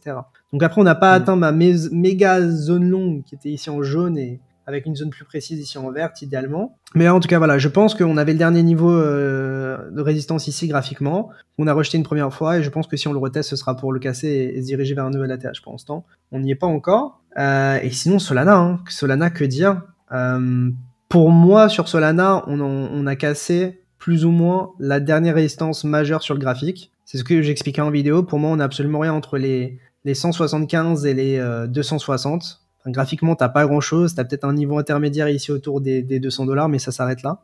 Donc pour moi, tant qu'on reste au-dessus du niveau orange, je privilégie les longues sur Solana et je pense qu'on se dirigera vers un nouvel ATH. Et pour l'instant, moi, j'ai pas pris de profit depuis les 20 $. Et je pense qu'on va plus haut, quoi. Donc, je suis en train d'envoyer de l'opium en bas, mais pour moi, il n'y a pas forcément de quoi m'inquiéter. Pareil sur BNB. BNB, quoi qu'on en dise, on est quasiment à l'ATH. Je vous disais que lorsqu'on a cassé le niveau rouge, je vous disais, pour moi, on a de bonnes chances de faire du up only. C'est ce que je tweetais littéralement. Ça a été le cas. Et voilà, pour moi, on va faire un nouvel ATH tôt ou tard sur BNB. Donc, si Solana pousse, BNB pousse. Il veut garder sa place, de toute façon, j'ai l'impression. C'est ça. Donc, moi je pense que ce marché, il est haussier, il est fort, et que tant que BTC tire pas la gueule, mettre des ordres à moins 10, moins 20, moins 30% des prix actuels sur les alts, ça peut être intéressant. Hein. Moi, je suis dans un marché que j'ai envie de bid, en fait. Donc, on peut avoir des retracements plus profonds, etc. Mais moi, en règle générale, dans ce genre de marché, j'ai pour objectif de buy the dip jusqu'au moment où, sur BTC, qui est donc le roi de ce marché-là, on montre quelque chose que j'ai pas envie de voir. Quoi. Mais pour l'instant, on n'a rien de tout ça. Putain, mais je vois que mon LPT, il a pris 10%. Ça va. Donc, voilà, pour moi, les potes, c'est à peu près tout. Hein. Très sincèrement. Tu peux me regarder un jeton à moi? Vas-y. Le flux d'épines, IA... Ouais, bah, je regardais. Je crois que je l'ai acheté au niveau rouge il y a un petit moment, mais j'ai pas eu les couilles. Je suis rentré à 55 centimes, moi. Ok, t'as vraiment une bonne entrée. Que dire, t'as pas 10 000 niveaux, hein. Mais... T'as ce niveau ici, t'as ce niveau intermédiaire ici. Donc pour moi, on a très probablement réintégré ici un range dans lequel on oscillait, etc. Tant qu'on... Enfin, en général, quand on réintègre un range, c'est pour aller chercher la borne opposée. La borne opposée, elle est ici. Donc pour moi c'est up only. Si jamais on a un retest de ce niveau-là, j'aimerais bien le voir acheter. Je sais pas si on a eu un retest en le time frame. Pas vraiment. Donc non, je ne sais quoi dire, mon frère. En fait, on arrive dans une période de marché où, mec, tout est vertical. Je sais bien. Genre, mec, genre, c'est comme on monte ce graphique-là et on me dit, on me dit, ouais, mec, tu penses quoi du fait? genre je suis censé dire quoi, moi? C'est trop dur. Souviens-toi, gros, de Polygon Matic au cycle précédent. Ouais, c'était trop dur de rentrer. Mais chillise. Mais monte-leur Matic 2021. C'était vraiment... c'était aberrant. C'était du grand n'importe quoi. Bah ouais, Matic, on est passé de 2 centimes à 3 $, donc à partir de là... On fait x 150. Le Luna, pareil, hein. Le Luna avant qu'il crash, c'était du grand n'importe quoi. Enfin, en fait, c'est juste que, les gars, genre, juste, tout est vertical, hein. Donc, moi, je suis bien content d'avoir fait mes bagues auparavant, de pas être dans cette chasse perpétuelle des alts. Évidemment, il y a des alts que j'ai renforcés, sur lesquels je suis rentré récemment, etc. Mais pour moi, c'est clair, les alts vont... Il y a énormément de marge sur les alts. Ouais. Je le vois sur la capitalisation des alts la capitalisation des alts en Bitcoin. Donc, c'est ce à quoi correspond ce graphique-là. On est loin d'une hausse qui est importante, en fait. Et quand tu regardes la capitalisation des alts juste en dollars, pour moi, le total 3, donc la capitalisation des alts, va faire un nouvel ATH tôt ou tard. La question, c'est quand, mais moi, je pense que ça va faire un nouvel ATH tôt ou tard. Donc, je pense que sur les alts, il y a vraiment énormément de marge. Et voilà, j'ai pas de signe de top sur BTC, j'ai pas de signe de top sur ce graphe-là. Donc, pour moi, l'objectif, c'est genre juste de se positionner en spot sur des alts qui me plaisent, qui me semblent assez horizontales, de monitorer mes positions et de prendre des positions sur les dérivés à l'achat quand j'ai des biais forts en high time frame, notamment sur Solana, etc. Mais pour moi, ça devient trop compliqué en fait. Enfin, on me demande d'analyser des trucs qui sont en découvert de prix, qui sont en ligne droite, dans un marché qui est haussier, alors que BTC ne me donne pas de signes très inquiétants actuellement. Pour moi, c'est juste, on va aller plus haut. Après, les trucs, quand t'es en découverte de prix, les gars, en découverte de prix, c'est le propre de la découverte de prix, on n'a pas de repère en fait visuel. Donc le prix va avoir tendance à toucher des niveaux qui correspondent à des chiffres ronds, donc des niveaux psychologiques. Et ensuite, à partir de là, on construira donc des consolidations, on pourra réaliser des structures qui seront intéressantes à acheter ou vendre, etc. Mais quand on part en ligne droite, en découverte de prix, pour moi, il n'y a rien à faire si ce n'est prendre des profits potentiellement si tu es investisseur, mais c'est pas des moments où tu as envie d'acheter. Sauf si tu as des trades qui sont très bien encadrés, avec un plan très clair, un bon risk-reward, un truc qui te parle graphiquement, je sais pas, en 15 minutes, 30 minutes, 4 heures. Mais pour moi, sinon, il n'y a rien d'autre à faire. Pour moi, quand tu es en découvert de prix, c'est pas du tout le moment d'acheter en général. Enfin, c'est pas le moment où tu vas penser à de l'investissement. C'est plus le moment où, si tu es investisseur, tu vas penser possiblement à prendre des profits progressivement. Mais voilà, moi, ce qui m'intéresse, c'est plus les trucs horizontaux, comme j'en parlais. Et je vous ai bassiné avec ce graphique de la capitalisation des Alpes pendant des semaines et des semaines. Surtout quand on a commencé à break ici, tu t'en souviens, Capet, quand on a commencé à casser cette consolidation et ces niveaux horizontaux ici. Pour moi, c'était le moment de se réveiller sur les altes. Donc, c'est ce moment-là où on s'est positionné. Tu peux nous montrer la Bitcoin dominance juste? Ouais, elle reste haute. Hein. Ouais, mais je pense qu'elle aura naturellement tendance à rester haute. Hein. Parce qu'avec les ETF, etc., enfin, je vois pas un monde où... Enfin, si t'as 500 millions de dollars qui rentrent tous les jours sur BTC, naturellement, t'as des instituts qui maintiennent une pression acheteuse sur cette dominance. Si tu prends la dominance... Alors, je regarde quoi? C'est la dominance en excluant les stablecoins. T'es pas à 53%, t'es à 56% en réalité. Hein. Ouais, c'est un truc de ouf. C'est un truc de ouf. Bitcoin still king. Hein. Bitcoin, mais king. Pour moi, s'il y a un moment où la dominance elle doit baisser et que les altes peuvent s'enflammer, c'est post-halving. Hein. Ouais, moi je me dis pour moi, les deux points importants, c'était les ETF et le halving. C'est pas parce que les ETF sont passés qu'ils ne servent plus à rien, évidemment. On l'a vu ces 2 derniers mois, ça a été que de l'achat pour les instituts, et c'est une pression acheteuse qui est énorme. Mais tu as eu beaucoup d'anticipation, tu as aussi l'anticipation du halving. Pour moi, les alts, leur moment de briller, je pense, c'est post-halving. C'est post-halving. Léo a l'air déchiré, MD1. Les gars, je suis juste fatigué en fait. Ouais. Je suis juste fatigué là. Moi aussi, j'ai mangé avant le stream. Pareil. Mec, genre, je me suis pris une claque, t'imagines pas là. Non, mais en vrai, ça va. C'est bien le ton posé comme ça aussi en vrai. Moi, j'aime bien. Hein. J'aime bien. On est 900. On est 900 cumulés. C'est peut-être l'occasion de remontrer le fait qu'on est très présent sur YouTube. Chaîne Crypto Picsou, chaîne Capet Crypto, chaîne Coin Academy. Voilà, on a de plus en plus de vues, mais on est encore très loin d'un pic de trafic. C'est-à-dire que le trafic a monté en termes de vues sur le site et tout, mais on est très très très très loin du pic de trafic. Je le dis à chaque émission, je crois. On continue de jouer au billes avec les mêmes personnes. Il n'y a quasiment aucune acquisition d'abonnés. Tu as des gens qui étaient abonnés mais qui suivaient moins, qui reviennent. Ça se réveille c'est pas des nouveaux. Sur mes dernières vidéos, enfin les gars, je sais pas si vous vous rendez compte, mais moi par exemple mes vidéos d'analyse où je vous parle du marché, je vous parle de mes positions, etc. J'ai regardé en plein bear market, genre il y a des vidéos où je fais 1000 vues. 1000 vues, 1500. Là, mes 2 dernières vidéos, c'est genre 7000 vues et 11 000 vues. Bah moi, dès que je fais un live crypto... Le contenu n'a pas changé, hein. C'est le même format, c'est tout pareil.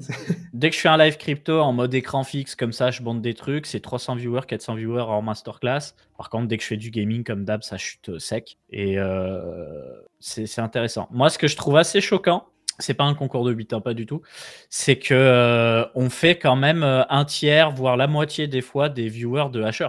Et ça, je trouve ça vraiment violent. Merci beaucoup à tous. Parce que Hasher, il y avait des émissions, voilà, ils faisaient du 2000, 3005, etc. Et aujourd'hui, c'est ouf. Alors, c'est combien le pic de viewers top 2021? On a dû faire des émissions à 1000, 2000, 3000, mais le truc, c'est qu'on prenait aussi des hosts de l'extérieur, que ce soit de Hasher, de Skyros dans mon cas, toi de Bidule, de Tuffer et compagnie. Là, on tape 100 hosts. Ouais, là, on fait quand même des bons viewers, mais de nous-mêmes, sans host de personnes. Donc, c'est vrai que on est quand même sur des belles stats. C'est assez violent. Franchement, merci les potes. Hein. Merci pour toute la force et tout. En ce moment, genre, le soutien sur les réseaux, c'est un truc de fou, les gars. Enfin, franchement, on se répète sur ça, mais moi, j'ai aucun souci à me répéter sur ça. C'est vraiment la force en ce moment qu'on reçoit sur les réseaux, par message, par commentaire, etc. Ça fait trop plaisir. Juste faites attention et tombez pas dans les arnaques. Ouais. Parce que j'ai reçu des messages et des screenshots et tout de gens qui essayent de se faire passer pour moi et qui essayent de soutirer des fonds, etc. J'irai a priori jamais vous DM, à part si c'est pour le tirage d'un concours ou je sais pas, un truc très précis. Si jamais vous croyez pas que c'est moi, allez sur mon compte officiel Twitter @cryptopixou, m'envoyer un DM, j'irai le checker, j'irai y répondre si jamais on a une conversation autre part. Mais voilà, tombez pas dans ces pièges-là. Voilà, je sais qu'il y a des gens qui peuvent se faire extorquer des fonds à cause de ça. Bon, ce serait con de perdre des fonds sur ça, ouais. C'est très très relou. Et ce qui est d'autant plus relou, c'est que moi, des fois, je vois les messages, je me dis, mais comment tu peux tomber dans le panneau? Mais bon, visiblement, ça marche. Hein, donc, on fera aussi la conférence Paris Blockchain Week. Paris Blockchain Week, ce sera du 9 au 11 avril, je crois. On vous fera une couverture de cet événement. Il y a quoi d'autre? Il y a quoi qui se passe sur l'écosystème là en ce moment? Parce qu'on voit pas mal de choses pour avril. Ouais, event, airdrop, etc. On a parlé de plein de trucs, mais t'as des trucs que tu suis là? T'as Fire Dancer première moitié 2024, c'est un truc que je surveille. Mainnet, hein? Ouais, sûr, Mainnet. Ouais, ok. Mainnet. Il y a Parcel où t'as l'airdrop, en tout cas la fin de la dernière saison de points. Je crois que c'est dans 10 jours, 15 jours, donc d'ici la fin du mois. Je crois que c'est la même chose sur quoi? Il y avait d'autres airdrops aussi. Camino, ouais, exactement. À Evo, il y a eu le listing, l'airdrop et tout, déjà. Ok. Il y a quoi sinon qui arrive très bientôt? À vous de me dire dans le chat. Wormhole, t'as l'airdrop qui va arriver. Tensor aussi. Il y a Grass aussi. Grass, on a fait un article sur l'airdrop qui va arriver. Grass là, ouais. Milky Way, etc. Je crois que ça devrait arriver dans les prochaines semaines aussi. Il y a Hyperliquid. Hyperliquid, c'est fin avril, début mai. En tout cas, ce sera le moment où les points s'arrêteront. Il y a le TGE de Polyhedra aussi, avec un airdrop. Polyhedra, c'est vrai. Ouais. T'as Avail aussi, c'est vrai. T'as beaucoup de choses qui vont s'enchaîner. Hein. Beaucoup de choses qui vont s'enchaîner. Bah en fait, ils font tout ça jusqu'au halving et après halving, je sais pas. Tu veux que je te montre un truc cool? Hop. Avail, on sait pas quand c'est exactement. On s'imagine que c'est avril, mais on n'a pas de date. Il y a le TGE de Cross the Edges aussi, apparemment, soon. Si tu regardes DYDX avec leur V4, en ce moment, ils redistribuent en moyenne 200 à 400 000 $ tous les jours. En frais qui sont donc 100% des frais qui sont redistribués aux stakers, validateurs, etc. Et si tu regardes le staking, sur le staking, j'ai regardé, on était à 24% d'APR. 24% d'APR et les rewards de staking, c'est de l'USDC. Moi, je trouve ça énorme. Ça veut dire que si le prix divise par 2, a priori, genre l'APR, il est à 50%. Parce que je sais pas du tout. Si la traction reste la même, ça veut dire que si le prix baisse, bah, vu que le rendement absolu en dollars reste le même, du coup, t'as plus par jeton, de ce que je comprends. Donc, ça crée une sorte de plateau sur le prix. Et donc, moi, je pense que ça va mettre une pression acheteuse à terme sur DYDX s'ils arrivent à augmenter leurs revenus, notamment avec les permissionless markets qui devraient arriver d'ici quelques mois. Donc, moi, j'ai opté pour une option de liquid staking avec le STDYDX, qui est une solution où, en gros, toutes les rewards de staking de DYDX, en fait, elles sont donc récupérées en USDC nativement. Et ensuite, elles sont utilisées pour racheter du DYDX et le restaker de mémoire. Je crois que c'est comme ça que fonctionne le STDYDX. De Stride ? Exactement. Et donc, je me dis que tu peux avoir un effet genre de compound effect, en fait. Ouais. Donc, pour moi, ça peut être vraiment, vraiment stylé. T'as vu aussi que les dégènes qui sont amusés à acheter des leverage point Eigenlayer là, sur Pendle, ils se sont gavés sur le airdrop Etherfi. Hein. Ah ouais, j'ai pas vu parce que j'ai hésité à le faire, mais moi j'ai. Ether Finance, on a déjà le checker et tout pour l'airdrop ou pas? Ouais, il y a le checker, je l'ai montré tout à l'heure. Claim.ether. Ah oui, tu l'as montré tout à l'heure, excuse-moi. Parce que mais moi, du coup, j'ai farmé aussi. J'ai pas farmé très longtemps, mais j'avais posé quelques billes, ouais. Quelques dizaines d'Ether, ouais. Bah, tu dois être. T'es éligible, c'est sûr. Ouais, t'as peut-être croqué 1 ou 2 Ether. Moi, j'avais fait Swell, j'avais fait Kelp, j'avais fait Ether Finance, J'avais utilisé Pendle pour tout ça. J'avais aussi fait le natif sur Eigenlayer. Et puis, un peu avant le top sur Ethereum, j'ai retiré. Ouais, bah faudra que tu checkes le claim. Ouais, parce qu'il y a peut-être de l'argent sur ça. Et moi, Parcel, j'ai vraiment hâte de voir la fin et de voir comment ils vont airdrop. Parcel, pour moi, qui est une des meilleures dapps sur Montre-leur, Solana. Montre-leur. De quoi, Parcel? Ouais. Je sais pas si je peux leur montrer actuellement, parce que je suis peut-être connecté. Ah, ok. J'ai pas trop envie de release mon adresse, etc. Ouais, mais sinon, Parcel, navigation vraiment... privée. Tu fais CTRL-SHIFT-N. Ouais, mais du coup, je partage pas le même écran. Mais si tu veux y aller sur ton écran, c'est bien aussi. Vas-y, mais attends, je vais mettre mon écran. Mais je pense que vous connaissez. Voilà. Et du coup, moi, j'avais mis 50 000 $ là, il y a 2 semaines. Et du coup, j'ai farmé en mode express. Je farmais déjà depuis un bon moment, mais voilà. Mais globalement, Parcel, je pense que la majorité connaissent ici, mais c'est un bon moyen de s'exposer au marché immobilier, en fait. Notamment l'américain, mais ils vont avoir des marchés... Enfin, on pourrait investir et spéculer sur le marché des immobiliers du UK, T'as France, là Indonésie, Angleterre, Chine. etc. Mais c'est des produits dérivés. Et ouais, hyper liquide, je pense qu'en termes d'airdrop, ça va être très costaud aussi. Moi, j'ai énormément farmé et je suis très bien classé. Et voilà, hein, toujours, on vous le rappelle, vous avez sur le site Coin Academy les tutos. On vous explique tout. On a même fait un tuto vidéo pour Parcel. Je sais pas pourquoi il se met pas en... Ah voilà, Parcel, comment farmer l'airdrop. On vous a fait un tuto vidéo qui est dispo sur la chaîne. Bon bah du coup maintenant c'est trop tard, hein, mais si vous tapez Coin Academy airdrop, ça a été fait avec amour par toute l'équipe. Vous avez du coup les airdrops à farmer populaire et puis vous avez aussi les derniers, ceux qui sont confirmés mais pas encore airdroppés, et puis ceux qui sont potentiels. Donc là on spécule sur le fait qu'il y en aurait potentiellement. Tu vois, par exemple, Hyperlane, c'est pas officiel, mais pour moi, ça me semble assez évident. Mec, Parcel, on en a parlé. Parcel, on en a parlé à 1 million de TVL. On est à 160 millions, là. Attends, je vais regarder ça. Parcel, et il y a plein de trucs qu'on a oubliés. Hein. Hyperliquid, on en a parlé assez tôt. Et Hyperliquid, mec, je suis top 100 PNL all-time et presque top 100 volume all-time. C'est la folie, gros. Quel marché sur un truc où il y a des dizaines de milliers de personnes. Donc, je pense que ça va être beau. Et Gito, ça a bien mangé sur Gito. Voilà, il y a plein de trucs à faire sur ce marché. Hein. Quand vous avez envie de jouer. Il y a bien entendu les risques, le temps, etc. etc.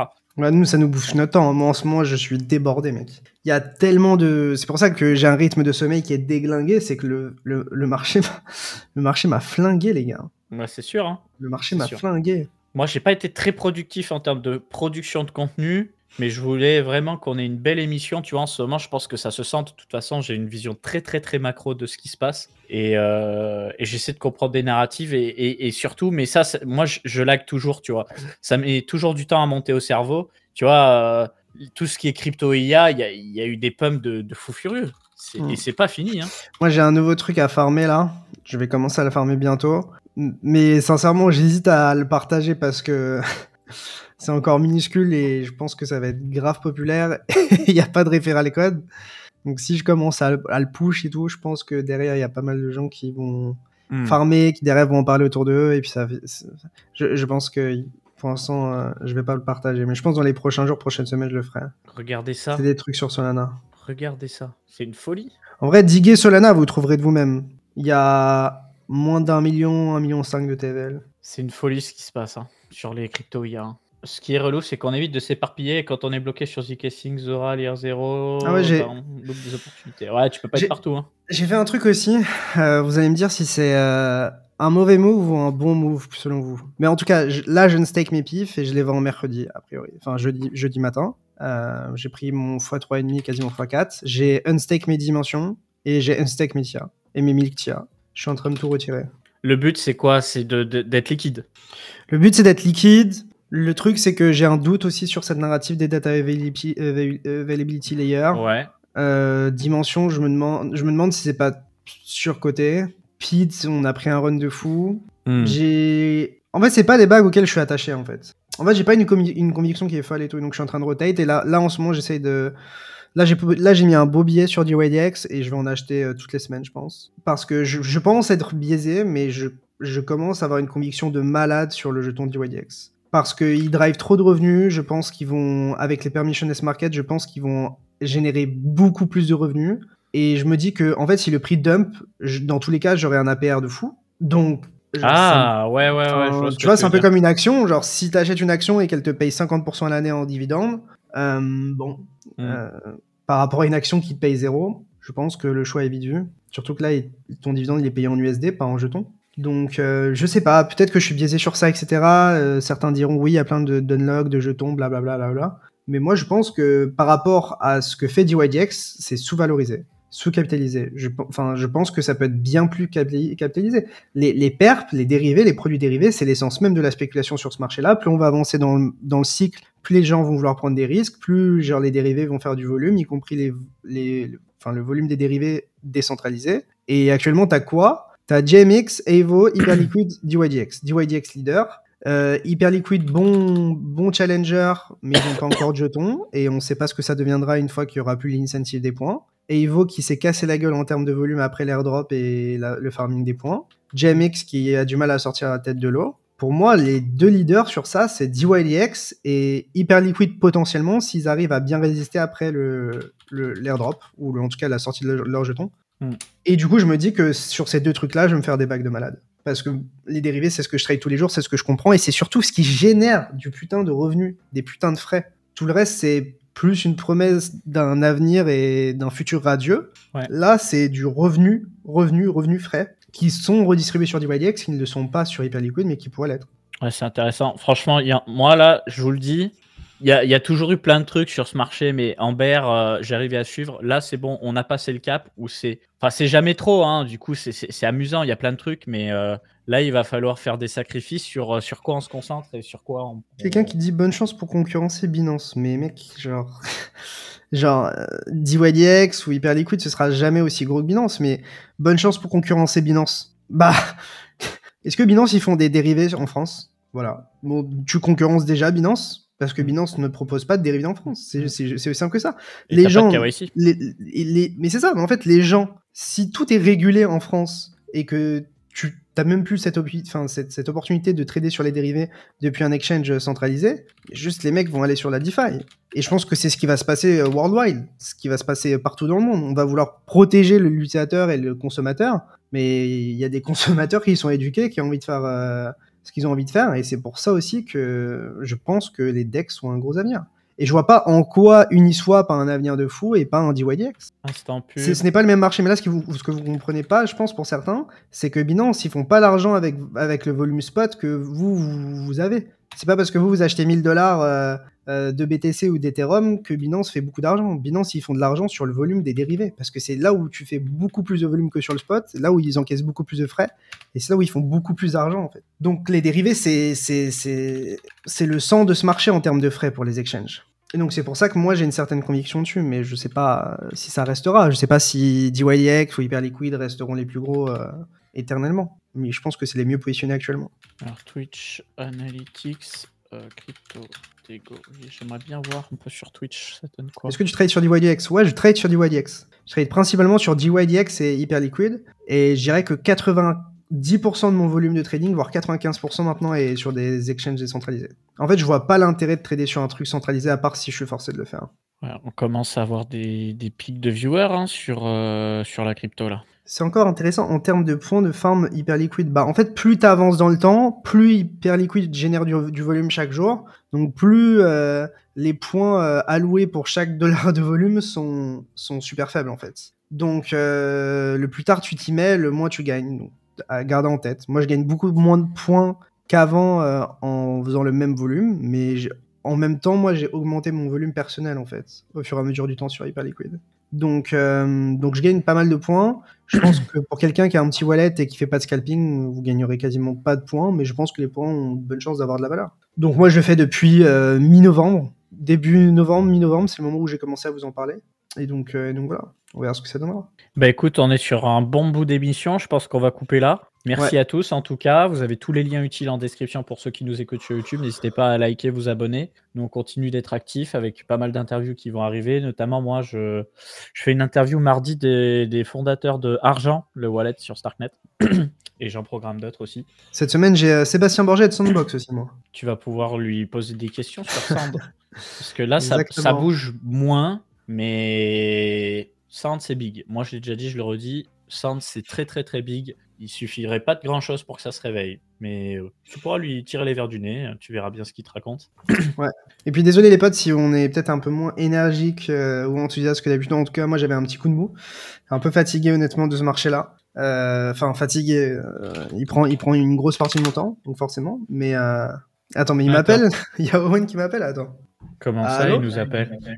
Ah, j'aurais d'où c'est trop tard, il nous dit. Ok. Ouais, on va tous couper en même temps, quoi. On va tous couper en même temps. C'est gentil, en tout cas. Vous voyez, ça qui est bien dans cette communauté, on est une communication interstream. Ouais. C'est sympa le coup du raid. Mais il faudrait qu'on fasse un interstream tout court. Après, je sais que lui, il est toujours booké, donc c'est un petit peu compliqué, mais ça pourrait être sympa, une émission comme ça. Bon, en tout cas, on va vous laisser. Nous, on vous souhaite une excellente journée, une excellente soirée. Et puis, prenez soin de vous. On se retrouve très vite sur Twitch, sur YouTube, sur Twitter. Ciao tout le monde. Tchuss.